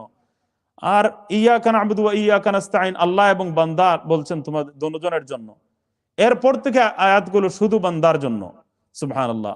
ইহদিনাস সিরাতাল মুস্তাকিম, হে আল্লাহ আমাদেরকে সরল সোজা পথ দেখাও, সিরাতে মুস্তাকিমের হিদায়াত দান করো, সহজ সরল সোজা পথ আমাদেরকে দান করো। সুবহানাল্লাহ। তো ইহদিনাস সিরাতাল মুস্তাকিম, তো দেখেন ইয়াকা না'বুদু ওয়া ইয়াকা নাস্তাঈন, একমাত্র আপনারই ইবাদত করি। এই ইবাদতের অর্থটা আমাদেরকে সহজে বুঝে নিতে হবে, সহজে বুঝার প্রয়োজন রয়েছে। ইবাদত আমরা মনে করি শুধু নামাজ পড়ার নাম, শুধু রোজা রাখার নাম, শুধু তিলাওয়াত, এগুলোর নাম না। ইবাদত হলো, ইবাদতের আসল অর্থ হলো কোনো বড় কোনো মহান সত্তা, শক্তিধর, শক্তির আধার যিনি, সকল শক্তির একচ্ছত্র অধিপতি যিনি, সেই মহান সত্তার সামনে যদি কেউ সম্পূর্ণরূপে নিজেকে বিলীন করে দেয়, এর নাম হলো আসল ইবাদত। সম্পূর্ণ নিজেকে মিটিয়ে দে, সম্পূর্ণ নিজেকে বিলীন করে দে, নিজের কোনো হাইসিয়ত নাই, নিজের কোনো ব্যক্তিত্ব নাই, নিজের কোনো বড়ত্ব নাই, নিজের কোনো অহমিকা নাই, আমি বলতে কোনো কিছু নাই। এই যে আমি আমি আমি একটা জিনিস আছে না, কোথায় আমি এটা করেছি, আমরা এটা করেছি, আমার এটা কৃতিত্ব, এই আমি আমি সবকিছুকে ধ্বংস করে দিল। এটা আমিত্ব যখন সম্পূর্ণরূপে শেষ করে ফেলে মানুষ, এই যে আই এম আই নো, আমি মনে করি, এই একটা কথা আছে, এটা এখন আস্তে আস্তে মানুষের মধ্যে অহংকারের রূপ ধারণ করে ফেলে। আস্তে আস্তে মানুষ নিজেকে সবকিছু মনে করে। আমাদের আসাতিজায়ে কেরাম বুজুর্গানে দিন বড় বড় অবদান রেখেছেন, বড় বড় সমস্যার সমাধান করেছেন, এটা আল্লাহর তৌফিক অনুযায়ী করেছেন। সাথে সাথে একটা কথাই বলেন, আল্লাহ তাআলার ফজল করম, আল্লাহ তাআলার দয়া, আল্লাহ তাআলার মেহেরবানিতে আল্লাহ তাআলা তৌফিক দিয়েছেন, এই জন্য এই কাজটা করার তৌফিক হয়েছে। আমি হজে গিয়েছিলাম, আমি উমরা করে এসেছি, জানেননি হাজারে আসফদরে আমার আন্না হইল 7 বার নিজে গিয়া সুমা দিছি হুজুর। এটা কিতা মনে করেন আপনারা? এলা জেলা মনে করেন না জানি, ও মুখ দিয়াল সুমা দিছি 7 বার হাজারে আসফদরে। এইগুলো কোনো কিছু বলতেই আল্লাহর মেহেরবানি আমরা বলতে পারি না, আল্লাহর তৌফিক আমরা বলতে পারি না, আল্লাহর দয়া আমরা বলতে পারি না। তোমার মতো আমার মতো কত মানুষ আছে যাদের একবার জীবনে আলহামদুলিল্লাহ বলারও তৌফিক হচ্ছে না। তো সেও তো আমারই মতো, তোমারই মতো। তাহলে তাকে তৌফিক দিলেন না, আমাকে তৌফিক দিলেন, ওইটা আমার ক্রেডিট হলো না, আল্লাহর ক্রেডিট। তো আমাদের একমাত্র সব কাজ বলার আগে এরকম বলা উচিত যে একমাত্র আল্লাহর সাহায্যে আমরা এই কাজটা করতে পেরেছি। তো ইবাদতের ব্যাপারে উলামায়ে কেরাম, ইমাম গাজ্জালী রাহমাতুল্লাহ আলাইহি 10 প্রকার উল্লেখ করেছেন আপনাদের বুঝার জন্য, যে ইবাদত শুধু কয়েকটি কাজের মধ্যে সীমাবদ্ধ নয়। তিনি উল্লেখ করেছেন নামাজ, যাকাত, রোজা, হজ, তিলাওয়াতে কোরআন, প্রত্যেক অবস্থায় আল্লাহর জিকির করা, প্রত্যেক অবস্থায় আল্লাহর জিকির করা, হালাল রুজির জন্য চেষ্টা করা, হালাল উপার্জনের জন্য চেষ্টা করা, হালাল উপার্জন, তলাবু কাসবিল হালালি ফরিদাতুম বাদাল ফরিদা, হালাল উপার্জন করা। বাকি যে ফরজ ইবাদত আছে, নামাজ বন্দেগী, এগুলোর পরে হলো ফরজ একটা দায়িত্ব, এটাকে একটা ফরজ দায়িত্ব বলা হচ্ছে, এটাকে মামুলি কোনো ব্যাপার বলা হচ্ছে না। তলাবু কাসবিল হালালি ফরিদাতুন বাদাল ফরিদা। তবে একটা কথা, যে নামাজ বন্দেগী ঠিক রাখার পরে এগুলো করতে হবে, এগুলো বাদ দিয়ে নয়, ফরজ নামাজ বাদ দিয়ে নয়, বাদাল ফরিদা বলছেন, অর্থাৎ যে সমস্ত ফরজ ইবাদত বন্দেগী রয়েছে এর পরে এটা হলো একটা ফরজ দায়িত্ব। তো একদিকে ফরজ দায়িত্ব বলে দেওয়া হয়েছে, যারা মনে করেন হাতের উপর হাত রেখে বিনা কষ্টে বিনা মেহনতে আমার রোজগার হয়ে যাবে, দুনিয়ার জীবনকে আল্লাহ তাআলা এরকম বানাননি, তো এটাও একটা ইবাদত। এরপরে বলছেন যে পাড়া প্রতিবেশী, নেইবার যারা, সাথী সঙ্গী যারা, তাদের হক আদায় করা। আমরা কোনো খেয়ালই করি না, প্রতিবেশীর পাড়া প্রতিবেশী নেইবার যারা আছেন, বছর চলে যায় আমরা একে অন্যের কোনো খোঁজ খবরও নেই না, এটা আমাদের মারাত্মক দুর্বলতা। এটাও ইমাম গাজ্জালী রাহমাতুল্লাহ আলাইহি বলছেন এটা পার্ট অফ ইবাদত। আমরা শুধু নামাজকে ইবাদত মনে করি, কিন্তু প্রতিবেশীর খোঁজ খবর নেওয়া যে ইবাদত, এই খবর আমাদের নাই, এটাকে ইবাদত গণনাই করি না, বুঝি না। মানুষদেরকে নেক কাজের হুকুম করা, সৎ কাজের আদেশ দান করা, নেক কাজের হুকুম করা, খারাপ কাজ থেকে নিষেধ দেয়া, খারাপ কাজ থেকে তাদেরকে রুখে দাঁড়ানো, এটাও ইবাদত 9 নম্বর। আর 10 নম্বর ইবাদতের প্রকার বলছেন রাসূলুল্লাহ সাল্লাল্লাহু আলাইহি ওয়াসাল্লামের সকল সুন্নতের অনুসরণ, এগুলো ইবাদত। তো এই ইবাদতগুলো আমাদেরকে ভালো করে বুঝতে হবে, আর এই ইবাদতগুলোর উপর আমাদেরকে আমল করতে হবে। আর এই ইবাদতের যে ব্যাপকতা আছে সেটা আমাদেরকে ভালো করে বুঝতে হবে। যে নামাজের মধ্যে আমরা সূরা ফাতিহা পাঠ করি, সূরা ফাতিহা তিলাওয়াত করি, আর এর মাধ্যমে আমরা বলি ইয়াকা না'বুদু ওয়া ইয়াকা নাস্তাঈন, হে আল্লাহ শুধু আপনারই আমরা ইবাদত করি, ওয়া ইয়াকা নাস্তাঈন শুধু আপনার কাছেই আমরা সাহায্য চাই।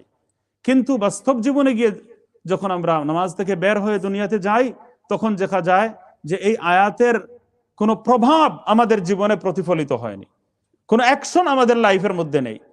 এখন আমি মনে করি এই দোকানে বহুত খাওয়াইছে আমারে, তার লগে ইখান এই হুজুর এই দোকানে আমারে বহুত খাওয়াইছে, ঠিক আছে, এই মানুষের ভিতরে ঈমান আছে, আমরা এটা বলি না এই শব্দটা হারাম হয়ে গেছে বা কুফরি শিরকি হয়ে গেছে, কারণ তাকেও জিজ্ঞাসা করলে বলবে যে আল্লাহই দিয়েছেন। এটা মাজাজি মানার অর্থে, মানে রূপক অর্থে এই কথাটা বলেছে। আমবাতার রাবিউল বাকলা, আরবি অলংকার শাস্ত্রের মধ্যে এটা রয়েছে, যে রূপক অর্থে আমরা অনেক সময় বলে ফেলি। কিন্তু আস্তে আস্তে আমাদের এগুলোর উপর একটা বিশ্বাস, আমাদের উপর এগুলোর উপর একটা ভরসা আমাদের চলে আসে। যখন ইন্ডিয়াতে ব্রিটিশ আমলে নতুন নতুন রেলগাড়ি চলা আরম্ভ হলো, একেবারে শুরুতে রেলগাড়ি চলা আরম্ভ করছে, তখন আগে মানুষ গাড়ি বলতে বুঝতো একটা ঘোড়ার গাড়ি, গাধার গাড়ি, মহিষ একটা গাড়ি টেনে নিয়ে যায়, মহিষের গাড়ি বা গরুর গাড়ি, তো গরু টেনে নিয়ে যায়। গ্রামের মানুষ লোকজন সাধারণত মনে করে যে এগুলোই মনে হয় কোনো গাড়ি। তো একজন গ্রামের সহজ সরল হিন্দু মানুষ, তো যে কোনো ধর্মেরই হতে পারে, তো কোনো এক ধর্মকে কেন্দ্র করে আমি কথা বলছি না, তো সে গাড়ি সম্পর্কে তার ধারণা হলো যে এরকমই হবে কিছু একটা গাড়ি। তো ট্রেন যে রেলগাড়ি শুনছে, শহরে দেখতে আসছে, শহরে দেখতে যখন আসছে, দেখার পর দেখে তো পুরো বিল্ডিং দৌড়ে যাচ্ছে, একটা বিরাট লম্বা বিল্ডিং, অনেকগুলো গলি একটা, আর ওইটা দৌড় দিয়ে চলে যাচ্ছে। এর তো তাড়াতাড়ি যাওয়ার দৃশ্য সে দেখেনি কোনোদিন জীবনে, আর হঠাৎ আসে যখন এটা দেখছে, হুশ খারাপ হয়ে গেছে, মাথা খারাপ হয়ে গেছে, এটা কি দেখলাম আমি। সে বলছে এইটাই ভগবান হবে, এটাকেই সেজদা করতে হবে, এইটা গড ছাড়া, ভগবান ছাড়া আর কিছু হবে না। তো সে এই ট্রেনকে গিয়ে সেজদা দেওয়া আরম্ভ করছে। তো এক ব্যক্তি দেখছে, তুমি কি করছো? তো ভাই এই ট্রেন তো এটা ভগবান হবে, এটা গড হবে। কারণ বড় কোনো জিনিস দেখলে তারা মনে করে আমাদের তাদের মধ্যে পার্থক্য কোন জায়গায়? কোথাও কোনো পার্থক্য নেই, একটা রর পার্থক্য আমি বলি। তারা কোনো বড় জিনিস দেখলেই বলে এটা খোদা, এটা ভগবান, এটা খোদা বলে, আর আমরা বলি এটা খোদার। এই রর পার্থক্য শুধু। এটা যদি রটা ঢুকিয়ে দেওয়া হয় তাহলে সবার আকীদা ঠিক হয়ে যাবে। তারা এই গাছকে, বট গাছ দেখলে বলে খোদার, আমরা বলি এটা খোদার, এটা আল্লাহর, এতটুকু, এটাকে আল্লাহ বলে ফেলে। এই সামান্য একটা পার্থক্য। তো আল্লাহ তাআলা এটা আমাদেরকে এই পার্থক্যটা বুঝবার জন্য তৌফিক দান করেন। তো ওই লোক গিয়ে ট্রেনকে সিজদা দেওয়া আরম্ভ করছে। তো এক ব্যক্তি দেখছে, সেও ছিল খুব বড় আকলমন্দ তার মতো, সে বলছেন এই ট্রেনটা এত দৌড়ে চলে যাচ্ছে যখন, তাহলে এটা তো গডই হবে, ভগবানই হবে। তো আরেক ব্যক্তি বলছে, আরে বেয়াকুফ, তুই কিচ্ছু বুঝিস না, এটা ট্রেন নিজে নিজে যায় না, এই যে একটা সবুজ ফ্ল্যাগ আছে না, এই সবুজ ফ্ল্যাগটা যখন নড়ে তখন ট্রেন যেতে পারে, এর আগে যায় না। দেখছি তো এই সবুজ ফ্ল্যাগের মধ্যেই সব কেরেশমা। তো গ্রিন ফ্ল্যাগ, তো গিয়ে বলছে তাহলে তো ওই গ্রিন ফ্ল্যাগটাই হবে আসল শক্তির মালিক। তো গ্রিন ফ্ল্যাগকে গিয়ে সিজদা দেওয়া আরম্ভ করছে। গ্রাম থেকে আসছে, সহজ সরল মানুষ, বুঝে না কিছু, তো গ্রিন ফ্ল্যাগকে গিয়ে সিজদা দেওয়া আরম্ভ করছে। তো আরেক বুদ্ধিমান পাইছে ওইখানে নাগাল, তো সে বলল কি করছো? যে আরে ভাই, এটা তুমি জানো এটা কত বড় শক্তিশালী জিনিস, এই বিশাল বড় বিল্ডিং, আর গ্রামকে গ্রাম দৌড় দিয়ে চলে যায় এই এর মধ্যে এই শক্তি, এটা যখন নড়ে। তো বললেন তুই বেয়াকুব হচ্ছিস, এটা আসল শক্তিশালী না, ওইটা তুমি জানিস না ওইটা, যে এই ফ্ল্যাগটা ভেতর থেকে একটা গার্ড নাড়ায় এটাকে, ওই গার্ড যখন নাড়ায় তখন ট্রেন দৌড়ায়, আসল হলো ওই গার্ড। তো গিয়া সে গার্ডকে সেজদা দেওয়া আরম্ভ করছে। তো গার্ড বলে, আমি গরিব মানুষ, আমার খাবার নাই আজকে, এখান থেকে একটু বেতন পাই, তুই আমাকে গড আর ভগবান মনে করছিস, এটা কত বড় ভুল কথা, আমি কিচ্ছুই না, আসল হলো ওই ড্রাইভার ওই ইয়েটা চালায়, আমি কিচ্ছু করি না। তো এখন ড্রাইভারকে সে তালাশ করা আরম্ভ করছে, গিয়ে ড্রাইভারকে সেজদা দেওয়া আরম্ভ করছে, বলছে তুই ভগবান, গড, সব শক্তির মালিক, কারণ এত বড় গাড়ি যে চালাইতে পারে সেই হবে এই শক্তির মালিক। আল্লাহু আকবার। ড্রাইভার বলল আমি গরিব মানুষ, আমি তো ইঞ্জিনটা নড়াচড়া করি। আসলে কিন্তু এর পেছনে ইঞ্জিনের শক্তি, আর ইঞ্জিনের পিছনেও বাষ্পের শক্তি, যে বাষ্প আছে এর শক্তি হলো এর পেছনে মূল।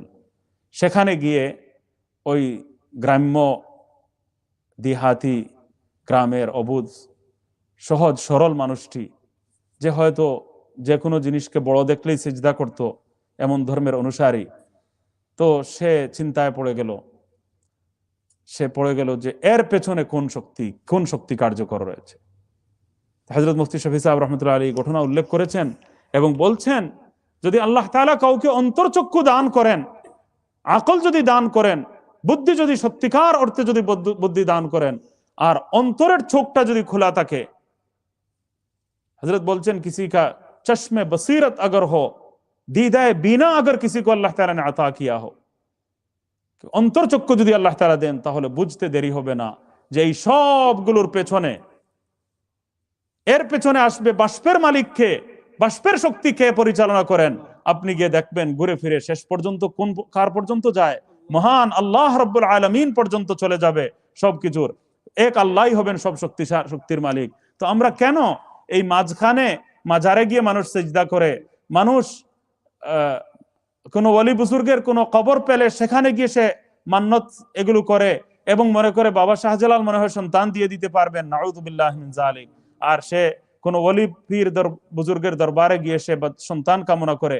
এই সমস্ত মাজারকেন্দ্রিক শিরক আমাদের দেশে চলছে। এগুলোর বিরুদ্ধে সাধারণ মানুষদেরকে হেদায়েত দেওয়ার মতো কেউ নেই। সত্যিকার কথা বলে তাদেরকে তাদের আকীদা সহি করা, তাদেরকে শিরক মুক্ত করা, তাদেরকে তাওহীদের মধ্যে নিয়ে আসা। এক আল্লাহর ইবাদত আমরা করি, নামাজের মধ্যে এটা বান্দা বলে, আর একমাত্র আল্লাহর কাছে আমরা সাহায্য চাই, এক আল্লাহর কাছে আমরা সাহায্য কামনা করি। এই কথাটা আমাদের মর্মে মর্মে যদি চলে আসতো, অন্তর দিয়ে যদি এটা আমরা বিশ্বাস করতে পারতাম, এটার আকীদা যদি আমাদের অন্তরে চলে আসতো, তাহলে দুনিয়ার জীবনের টেনশন, ডিপ্রেশন আমাদের শেষ হয়ে যেত। কারণ কি? একমাত্র আল্লাহই সবকিছু করতে পারেন, আল্লাহই সাহায্য করতে পারেন, আল্লাহর হুকুম যা তাই হয়। আর আশা ভরসা আমি যখন মানুষের উপর রাখি, তখনই গিয়ে সমস্যাটা হয়। তো আমি আজকে আসলে ইহদিনাস সিরাতাল মুস্তাকিম সিরাতাল লাযিনা আনআমতা আলাইহিম গায়রিল মাগদুবি আলাইহিম ওয়ালাদ-দাল্লিন আমিন, এটা আগামী মাসে আমাকে করতে হবে। চাচ্ছিলাম সূরা ফাতিহা আজকে শেষ হয়ে যাক, কিন্তু আমি চাই না, সিরাতে মুস্তাকিমের ব্যাপারে আমাদের ধারণাটা ঠিক করতে হবে। সিরাতে মুস্তাকিমের আলোচনা অত্যন্ত গুরুত্বপূর্ণ। সিরাতে মুস্তাকিম কাকে বলে, হেদায়েত কাকে বলে? হে আল্লাহ আমাদেরকে হেদায়েত দান করো। এখানে হেদায়েতের অর্থ কি, সিরাতে মুস্তাকিমের অর্থ কি, এটা আমাদেরকে বুঝতে হবে। ইয়াকা না'বুদু ওয়া ইয়াকা নাস্তাঈন সম্পর্কে আলোচনা আমাদের আকীদা বিশ্বাসের সাথে জড়িত। আর অনেক নামদারি মুসলমান যারা তাদের ঈমান আকীদা নষ্ট করে ফেলছে, শিরকের মধ্যে তারা পতিত হচ্ছে এবং তাওহীদ থেকে তারা দূরে সরে যাচ্ছে, এবং তাদের সামনে একমাত্র আল্লাহর কাছে সাহায্য চাওয়া, একমাত্র আল্লাহর সাহায্য কামনা করা, একমাত্র আল্লাহ রাব্বুল আলামিনের ইবাদত করা, অন্য কারো সামনে মাথা নত না করা, সিজদা না করা। কবরের সামনে মানুষ সিজদা নত করছে, পীরের সামনে মানুষ মাথা নত করে ফেলছে, সবগুলো শিরকের মধ্যে মানুষ লিপ্ত হচ্ছে। এছাড়া কোথায় বলায় ওই গ্রাম্য অবুধ মানুষটির মতো একটা বিশেষ ধর্মের অনুসারী মানুষ, সে যেমন এক সময় সে ট্রেনকে মনে করেছে গড, তো আমরাও কোনো সময় দোকানকে মনে করে বসি। আর এক সময় সে মনে করেছে গার্ডের উপর ভরসা করেছে, এক সময় সে ফ্ল্যাগের উপর ভরসা করেছে, এক সময় সে ড্রাইভারের উপর ভরসা করেছে। আমাদের জীবনেও এই এক আল্লাহকে বাদ দিয়ে আমরা বিভিন্ন জিনিসের উপর আমরা ভরসা করি। এক আল্লাহর উপর আমাদেরকে ভরসা করতে হবে, একমাত্র আল্লাহর কাছে আমাদের সাহায্য কামনা করতে হবে। অন্য কারো কাছে আমরা সাহায্য চাইতে পারি না। দেওয়ার মালিক একমাত্র আল্লাহ। হ্যাঁ, এটা আমরা বলতে পারি যে হে আল্লাহ, আমরা গুনাহগার হতে পারি, তবে আমাদের একটা রেফারেন্স আছে। সেই রেফারেন্সটা হলো আমরা হযরত মুহাম্মদ সাল্লাল্লাহু আলাইহি ওয়াসাল্লামের উম্মত। ওই নবীকে তো আপনি ভালোবাসেন, ওই নবীর উম্মত হওয়ার কারণে ওই নবীর প্রতি মহব্বত আমাদের অন্তরেও রয়েছে। আর সেই যে নবীর প্রতি আমাদের অন্তরে ভালোবাসা এবং মহব্বত রয়েছে, সেই নবীর উম্মত হওয়ার কারণে, সেই নবীর নাম আমরা নেই, সেই নবীর কথা আমরা বলি, সেই নবীর ভালোবাসায় আমাদের অন্তর্জগৎ সিক্ত, সেই নবীর সাথে আমাদের একটা সম্পর্ক এবং নিসবত রয়েছে। সুতরাং হে আল্লাহ, আমরা গুনাহগার হতে পারি, একমাত্র এই নবীজি সাল্লাল্লাহু আলাইহি ওয়াসাল্লামের খাতিরে আমাদেরকে মাফ করে দিন। এটা কার কাছে চাচ্ছে? আল্লাহর কাছে। দেওয়ার মালিক কে? আল্লাহ। বিশ্বাস কার উপর? আল্লাহর উপর। তো দেনেওয়ালা আল্লাহ, এই কথার বিশ্বাস আছে। দেবেন শুধু আল্লাহ, এই কথার উপরও ঈমান আছে এবং বিশ্বাস আছে। নবীর কাছে চাচ্ছে না, কিন্তু নবীকে রেফারেন্স হিসাবে আল্লাহর রহমত পাওয়ার জন্য আল্লাহর দরবারে যদি পেশ করে, এর মধ্যে শিরিকের কোনো নামগন্ধ নেই, শিরিকের কোনো অর্থ নেই। সুতরাং এইটাকেও শিরিক কেউ কেউ বলে ফেলে। এটাও হয়েছে, এটা একটা আরেকটা অতিরঞ্জন। আপনি বলতে পারেন যে হ্যাঁ, আল্লাহ শেখুল ইসলাম সৈয়দ হুসাইন আহমদ মদনী রহমতুল্লাহ আলীর মতো আল্লাহর এক ওয়ালিকে আমরা পেয়েছি, অথবা এত বড় আল্লাহর এক ওয়ালির সাথে আমার সম্পর্ক। অনেকেই তার শাগির্দ আছেন এখনো। তো কেউ যদি বলেন যে এত বড় এক উস্তাজের খাতিরে আল্লাহ মাফ করে দিন, তো এইটাও এই আল্লাহ ওয়ালাদের প্রতি মোহাব্বত। এখন আপনার আকীদা ঠিক আছে, আপনার বিশ্বাস দেনেওয়ালা শুধু আল্লাহ, আপনার বিশ্বাস দেবেন শুধু আল্লাহ, উনি দেবেন না, উনাকে আমি দেওয়ার মালিক বিশ্বাস করি না। অথবা নেক আমল, আমার উস্তাদ শেখুল ইসলাম মুফতি তাকি উসমানী সাহেব একটা কথা বলেছেন দামত বারাকাতুহুম। তিনি বলেছেন যে নেক আমল এটার ওসিলা নেওয়া সকল উলামায়ে কেরাম বলেন জায়েজ আছে, সকল বলেন জায়েজ আছে। কিন্তু কোন নেককার আল্লাহর বান্দা তার ওসিলার ব্যাপারে এসে প্রশ্ন দেখা দেয়, প্রশ্ন চলে এসে, তো বলছেন যে নিজের আমলকে যখন পেশ করা যায়, নিজের আমলকে যখন পেশ করা যায় যে আল্লাহ অমুক আমল করেছি, এর বরকতে আমাকে অমুক বিপদ থেকে তুমি বাঁচাও। আমি বিপদে পড়ে গেছি, কিন্তু আমি কোনোদিন খুব গরিব মানুষকে, অসহায় মানুষকে আমি সাহায্য করেছি, সহযোগিতা করেছি, আল্লাহ এর বরকতে তুমি আমাকে মাফ করে দাও। এই আমলটা যদি তুমি কবুল করে থাকো আর এটা তোমার যদি পছন্দ হয়ে থাকে, হে আল্লাহ আমি আমার ওই নেক আমলটাকে তুমি আল্লাহর দরবারে রেফারেন্স হিসাবে পেশ করছি, আর এর দ্বারা তোমার রহমত আমি কামনা করছি, এটা জায়েজ। তো আমি যেমন হযরত মুহাম্মদ সাল্লাল্লাহু আলাইহি ওয়াসাল্লামকে যে মহব্বত করি, এটা তো উনার নেক আমলের জন্যই তো উনাকে মহব্বত করি। তো হযরত শেখুল ইসলাম মুফতি তাকি উসমানী সাহেব বলছেন যে কোন আল্লাহর বড় ওয়ালি যার সঙ্গে আমার কোনো নিসবত আছে, সম্পর্ক আছে, তার কথা যখন আমি বলি, তখন এটা কি শুধু মানুষ হওয়ার জন্য তার কথা আমি বলি না, তার নেক আমলের কারণে এটা বলি। তো প্রকৃত পক্ষে এটাও নেক আমলের তাওয়াসসুল, এটা মানুষের ওসিলা নয়। কারণ উনার রেফারেন্স কেন আমার কাছে মুখ্য? আমি যে মুহাম্মদ সাল্লাল্লাহু আলাইহি ওয়াসাল্লামের উম্মত, হে আল্লাহ আমরা গুনাহগার হতে পারি, খারাপ হতে পারি, আমাদেরকে আযাব দিও না, কষ্ট দিও না, আপনি দান করবেন, বিশ্বাস আমার ঠিক আছে, তাওহীদের বিশ্বাস, দেনেওয়ালা আল্লাহ, যার ওসিলা নিচ্ছি তার কাছে কামনা করছি না, তার কাছে প্রার্থনা করছি না, দেওয়ার মালিক এই কথাটা তাকে বিশ্বাস করছি না, আমি বিশ্বাস করছি একমাত্র আল্লাহর উপর, আর রেফারেন্সটা আল্লাহর দরবারে আমি পেশ করছি। এই রেফারেন্স পেশ করা জায়েজ আছে। বলছেন এটাও নেক আমলের কারণেই আমরা আল্লাহর দরবারে এমন মহান ব্যক্তিত্বের রেফারেন্সটা পেশ করছি। তো ওই ব্যক্তির কারণে আমরা তার রেফারেন্সটা আল্লাহর দরবারে পেশ করছি না, বরং আমরা এই রেফারেন্সটা পেশ করছি কিসের জন্য? তার নেক আমলের জন্য। তো মূলত এটা গিয়ে নতিজা কি হয়, রেজাল্ট কি দাঁড়ায়? রেজাল্ট এটা হয় যে আমরা আসলে নেক আমলেরই তাওয়াসসুল করছি। নেক আমলের ওসিলা নিয়েই, কোন আল্লাহর ওয়ালির ওসিলা নিয়েও যদি দোয়া করি, এটা কোনো মানুষের ওসিলাও হয় না, বরং এটা মূলত নেক আমলের ওসিলারই পরিণতি, রেজাল্ট, এটাই রিয়ালিটি।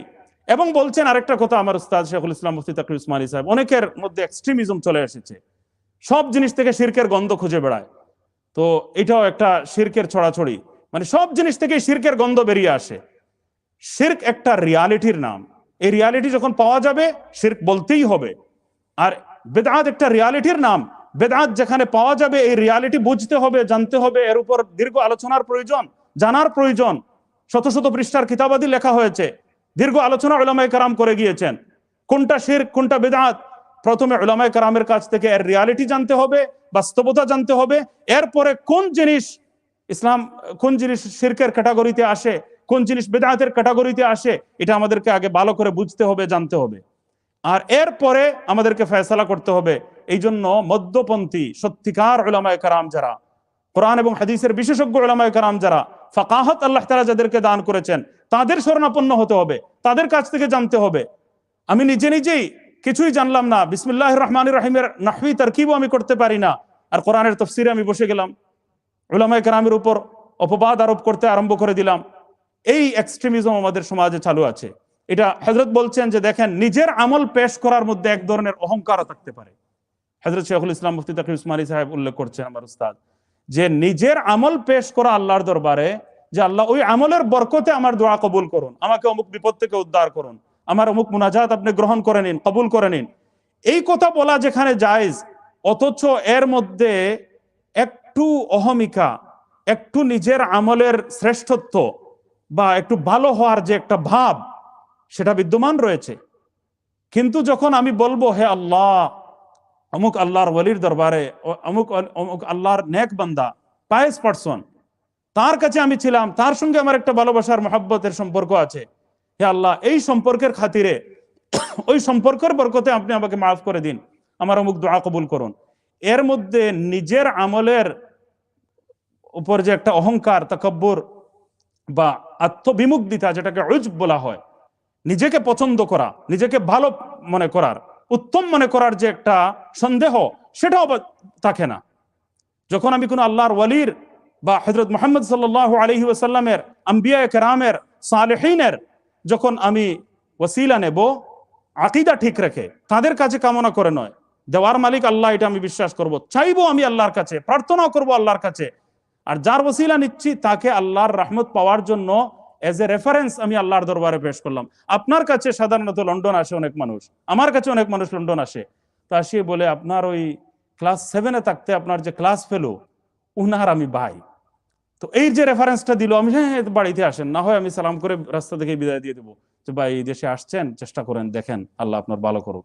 আর যখন আমি শুনবো আমার ফ্রেন্ডের বন্ধু, এটা শোনার সাথে সাথে আমি কি বলি, আমি সাথে সাথে বলি আমার থাকুক না থাকুক আমাকে যেতেই হবে। আমার এক উস্তাদের ছেলে আসছেন, তো উনি ফোন করে বলছেন, তো আমি এয়ারপোর্ট থেকে নিয়ে এসেছি, আমার বাসায় এনে রেখেছি কিছুদিন, এরপরে অন্যত্র আমি ব্যবস্থা করে দিয়েছি।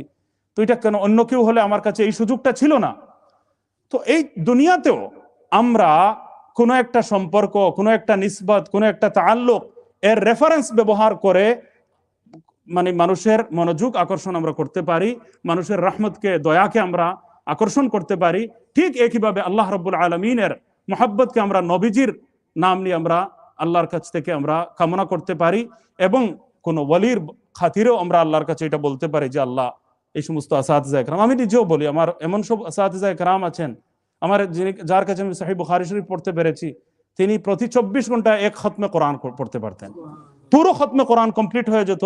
শেখুল হাদিস আল্লামা সাহবান মাহমুদ সাহেব রহমতুল্লাহ আলাইহি, এমন সব বুজুর্গানে দ্বীনের সঙ্গে উস্তাদগণ আছেন, বলি আল্লাহ কিছুই তো হতে পারলাম না, কিন্তু এত বড় বড় উস্তাদদের ছাত্র এবং শিষ্য হওয়ার তুমি তৌফিক দান করেছো, ওনারা তো চিনেন, মহব্বত করেন। আল্লাহ এইটা যদি পছন্দ হয়ে যায়, এর বরকতে আমার সংশোধন করে দাও, আমাকে হক পথে চলার একটু তৌফিক দান করে উস্তাদদের সম্মান রক্ষার্থে। তো আমি উস্তাদের কাছে কিছু চাচ্ছি না, উস্তাদকে দেওয়ার মালিক মনে করছি না, বিশ্বাস আমার একমাত্র আল্লাহ তাআলাই দান করতে পারেন, কিন্তু আমি আল্লাহর কাছেই চাচ্ছি, দেওয়ার মালিক একমাত্র আল্লাহ, এই কথা আমার অন্তরে বিশ্বাস। আর আল্লাহর রহমতটা আপিল করার জন্য আমি যদি কোনো ব্যক্তিত্বের, মহান ব্যক্তিত্বের, পায়েস পার্সনের, আল্লাহর কোনো ওয়ালির রেফারেন্স যদি আল্লাহর রহমত কামনা করার জন্য যদি আল্লাহর কাছে এজ এ রেফারেন্স আমি পেশ করি, এর নামই ওসিলা, এই অর্থে, এই আকীদা নিয়ে যদি ওসিলা হয়, তাহলে ওসিলা সম্পূর্ণ ঠিক আছে, সম্পূর্ণ জায়েজ।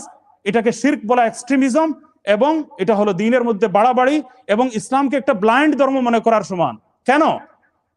প্রত্যেক জিনিসের একটা রিয়ালিটি আছে, শিরকের একটা ডেফিনেশন আছে। ইসলাম কোনো ব্লাইন্ড দ্বীনের নাম নয়, যে একটা রিয়ালিটি না থাকলেও, ডেফিনেশন না পাওয়া গেলেও, যে একটা সংজ্ঞা আছে না, একটা জিনিসের একটা সংজ্ঞা আছে, ডেফিনেশন আছে, রিয়ালিটি আছে, এই রিয়ালিটি না পাওয়া গেলেও আপনি বলবেন এটা মদ।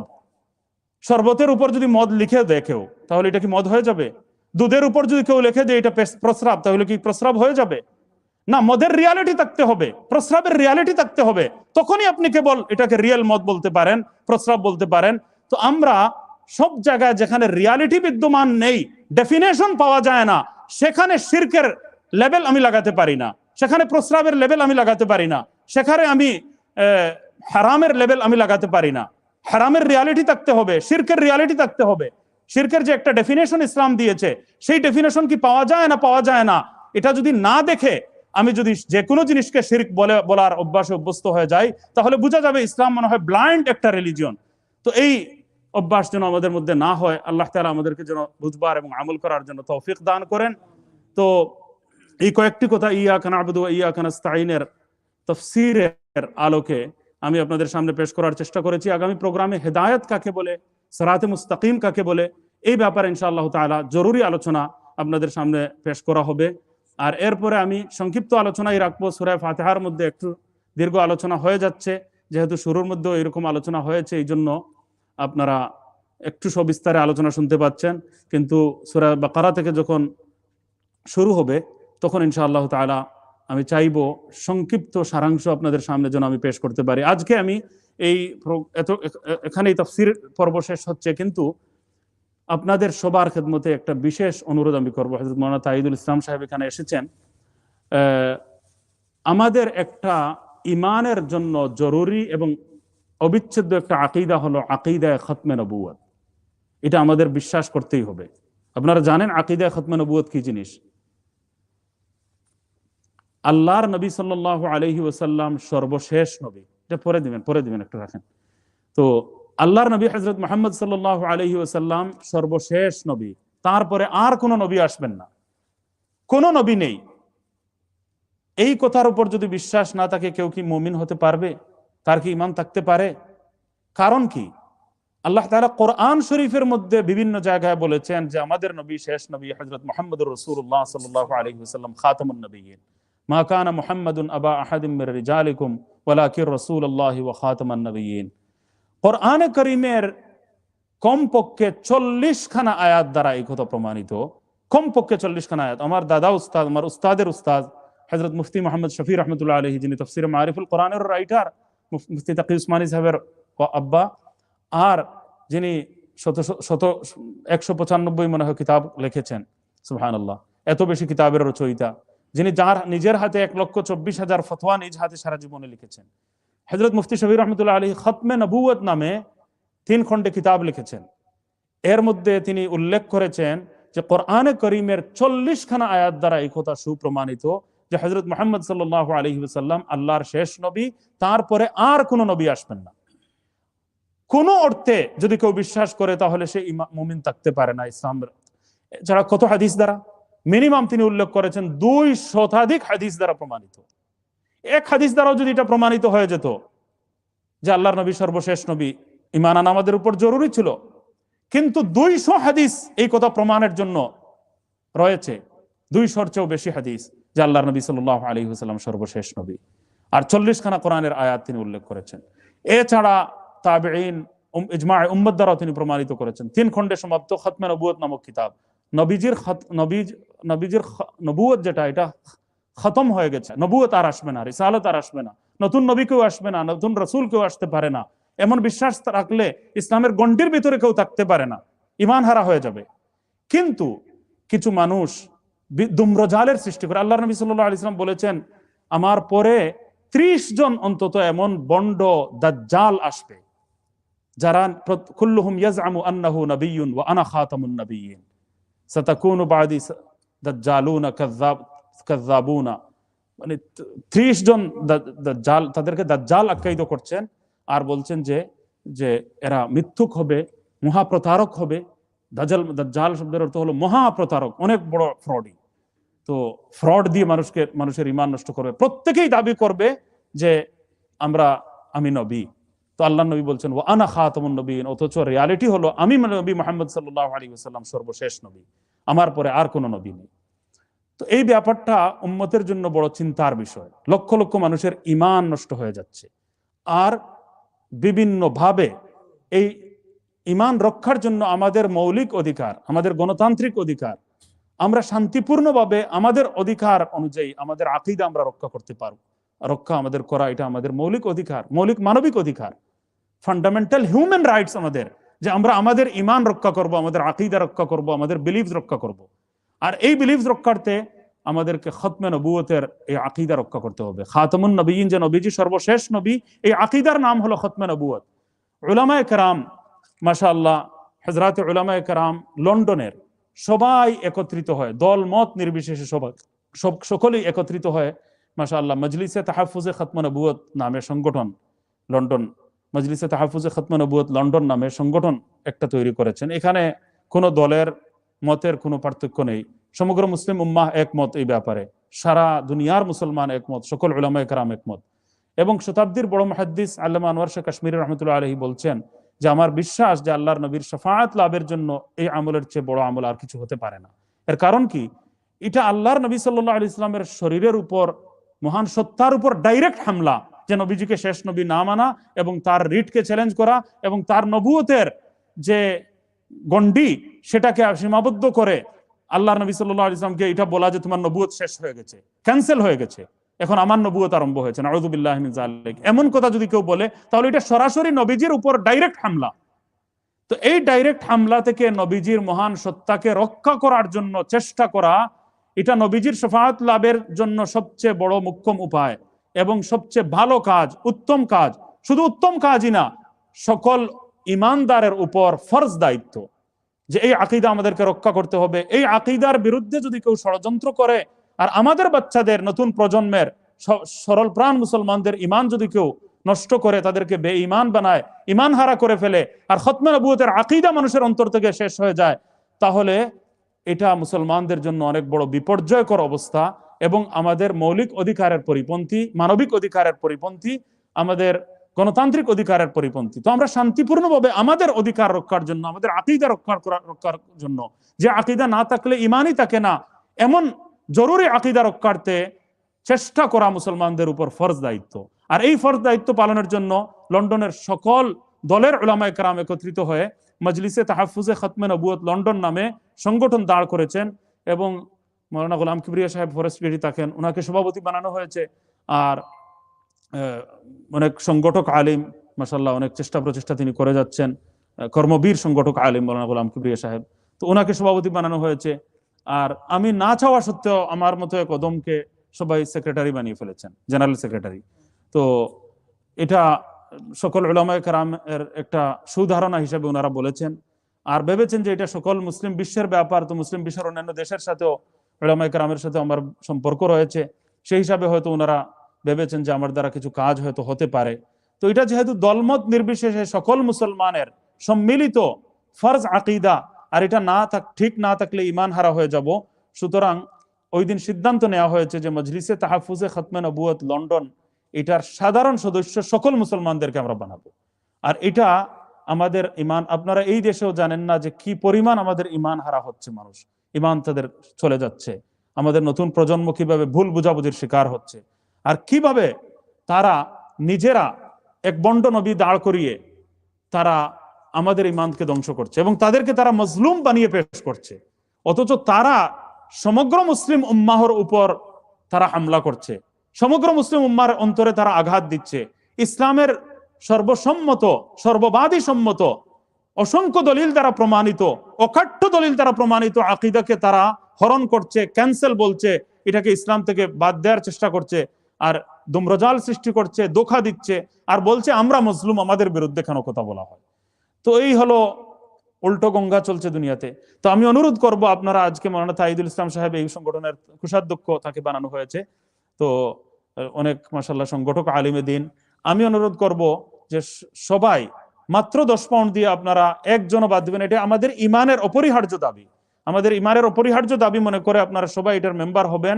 এটা থেকে একজনও আপনারা না করার কোনো সুযোগ নেই। যে মসজিদে আমি কথা বলেছি সবাই, সকল মুসলমান ঐক্যমতের ভিত্তিতে আলহামদুলিল্লাহ এই সংগঠনের, এটা ঈমান রক্ষার আন্দোলন, এটা ঈমান রক্ষার সংগঠন, আর সমগ্র মুসলমানদের জন্য একটা জরুরি। এই ব্যাপারে দলমতের কোনো পার্থক্য, বিরোধ এখানে যেন মধ্যখানে প্রতিবন্ধক না হয়, হওয়ার কোনো প্রশ্নই আসে না। এজন্য আমি বলবো আপনারা মেহরবানি করে প্রত্যেকেই দিয়ে দেন একটা, ইনশাআল্লাহ হুজুর দিয়ে দেবেন, মাওলানা তাইদুল ইসলাম সাহেব সবাইকে দিয়ে দেবেন। তো মাত্র 10 পাউন্ড পরে দিলেও হবে, আমার কাছে জমা দিয়ে দেবেন বা ইমাম সাহেবের কাছে জমা দিয়ে দেবেন, আর আপনারা সবাই এটার মেম্বার হয়ে যাবেন। ডিটেইলস আপনারা সবাই দিয়ে দেবেন এর মধ্যে। এটা আমাদের ঈমান আকীদা রক্ষার একটা অনেক জরুরি ব্যাপার, আর এটাকে আপনারা ছোটভাবে নেবেন না, এটা আমার বিশেষ অনুরোধ। আল্লাহ রাব্বুল আলামিন আমাদেরকে হেদায়েতের উপর আমল করার তৌফিক দান করুন। ওনার হাতে দিয়ে দেন, ওনার হাতে দিয়ে দেন টাকা, এটা ওনার দায়িত্ব এটা, জি ইনশাআল্লাহ। না, তবে এটা আপনি ফর্ম ফিল আপ করে দিতে হবে, ফর্ম ফিল আপ করে দিতে হবে। জি আলহামদুলিল্লাহ, আমরা দোয়া করে নিই ইনশাআল্লাহ। আলহামদুলিল্লাহ রাব্বিল আলামিন ওয়াসসালাতু ওয়াসসালামু আলা সাইয়্যিদিল মুরসালিন ওয়া আলা আলিহি ওয়া আসহাবিহি আজমাইন। اللهم لك الحمد كله ولك الشكر كله وإليك يرجع الأمر كله، نسألك الخير كله ونعوذ بك من الشر كله عاجله وآجله يا أرحم الراحمين. اللهم لك الحمد كما ينبغي لجلال وجهك وعظيم سلطانك. ربنا تقبل منا إنك أنت السميع العليم وتب علينا يا مولانا إنك أنت التواب الرحيم. ربنا اصرف عنا عذاب جهنم إن عذابها كان غراما. ربنا اصرف عنا عذاب جهنم إن عذابها كان غراما. ربنا اصرف عنا عذاب جهنم إن عذابها كان غراما. ইয়া আল্লাহ ইয়া আরহামার রাহিমিন, শাবান মাস আরম্ভ হয়ে গেছে। আল্লাহ, এই মাস বরকতময় মাস, রমজানের প্রস্তুতি আমাদেরকে নেওয়ার তৌফিক দান করো। এই মাসের সকল খায়র ও বরকত আপনি আল্লাহ আমাদেরকে মেহেরবানি করে দান করো। রমজান পর্যন্ত আমাদের হায়াত বৃদ্ধি করে দাও। আল্লাহুম্মা বারিক লানা ফি শাবান ওয়া বাল্লিগনা রমাদান। اللهم ربنا تقبل منا إنك أنت السميع العليم وتب علينا يا مولانا إنك أنت التواب الرحيم। আল্লাহ, এই তাফসীরুল কোরআন মাহফিলকে আপনি কবুল মঞ্জুর করো। আল্লাহ, এখানকার এই আলোচনাগুলোকে সঠিক কথা, সঠিকভাবে, সঠিক নিয়মে, সুন্দরভাবে উপস্থাপনের তৌফিক দান করো। হেদায়েতের কথাকে গ্রহণ করার জন্য অন্তরগুলোকে খুলে দাও। ইয়া আল্লাহ, হেদায়েত গ্রহণ করার জন্য আমাদেরকে তুমি কবুল মঞ্জুর করো। রব্বানা তাকাব্বাল মিন্না ইন্নাকা আনতা। সকল বিমার যারা আছেন সবাইকে আল্লাহ শিফায়ে কামিলা আজিলা দান করো। ইয়া আল্লাহ, শিফায়ে কামিলা আজিলা দান করো। যারা অসহায় পেরেশানির মধ্যে আছেন পেরেশানি দূর করে দাও। মুসিবতের মধ্যে আছেন মুসিবত দূর করে দাও। ঋণগ্রস্ত আছেন ঋণ থেকে উদ্ধার করে দাও। আল্লাহ, যারা বে আওলাদ আছেন তাদেরকে নেক সালেহ আওলাদ দান করো। যিনি যে জায়গায় আটকা আছেন, যিনি যে সমস্যায় পতিত আছেন, আল্লাহ এই সমস্যাগুলো দূর করে দাও। আজকের এই মাহফিলকে আল্লাহ তুমি কবুল মঞ্জুর করো। ইয়া আল্লাহ, হুজুর সাল্লাল্লাহু আলাইহি ওয়াসাল্লাম জীবনে যত মঙ্গল কামনা করেছেন আমাদেরকে দান করো। আল্লাহর নবী সাল্লাল্লাহু আলাইহি ওয়াসাল্লাম যত বুরাই থেকে পানাহ চেয়েছেন আমাদেরকে পানাহ দান করো। রব্বানা তাকাব্বাল মিন্না ইন্নাকা আনতাস সামিউল আলিম ওয়া তুব আলাইনা ইয়া মাওলানা ইন্নাকা আনতাত তাওয়াবুর রহিম। ওয়া সাল্লাল্লাহু তাআলা আলা খায়রি খালকিহি মুহাম্মাদিন ওয়া আলা আলিহি ওয়া আসহাবিহি আজমাইন। আমিন বিরহমাতিকা ইয়া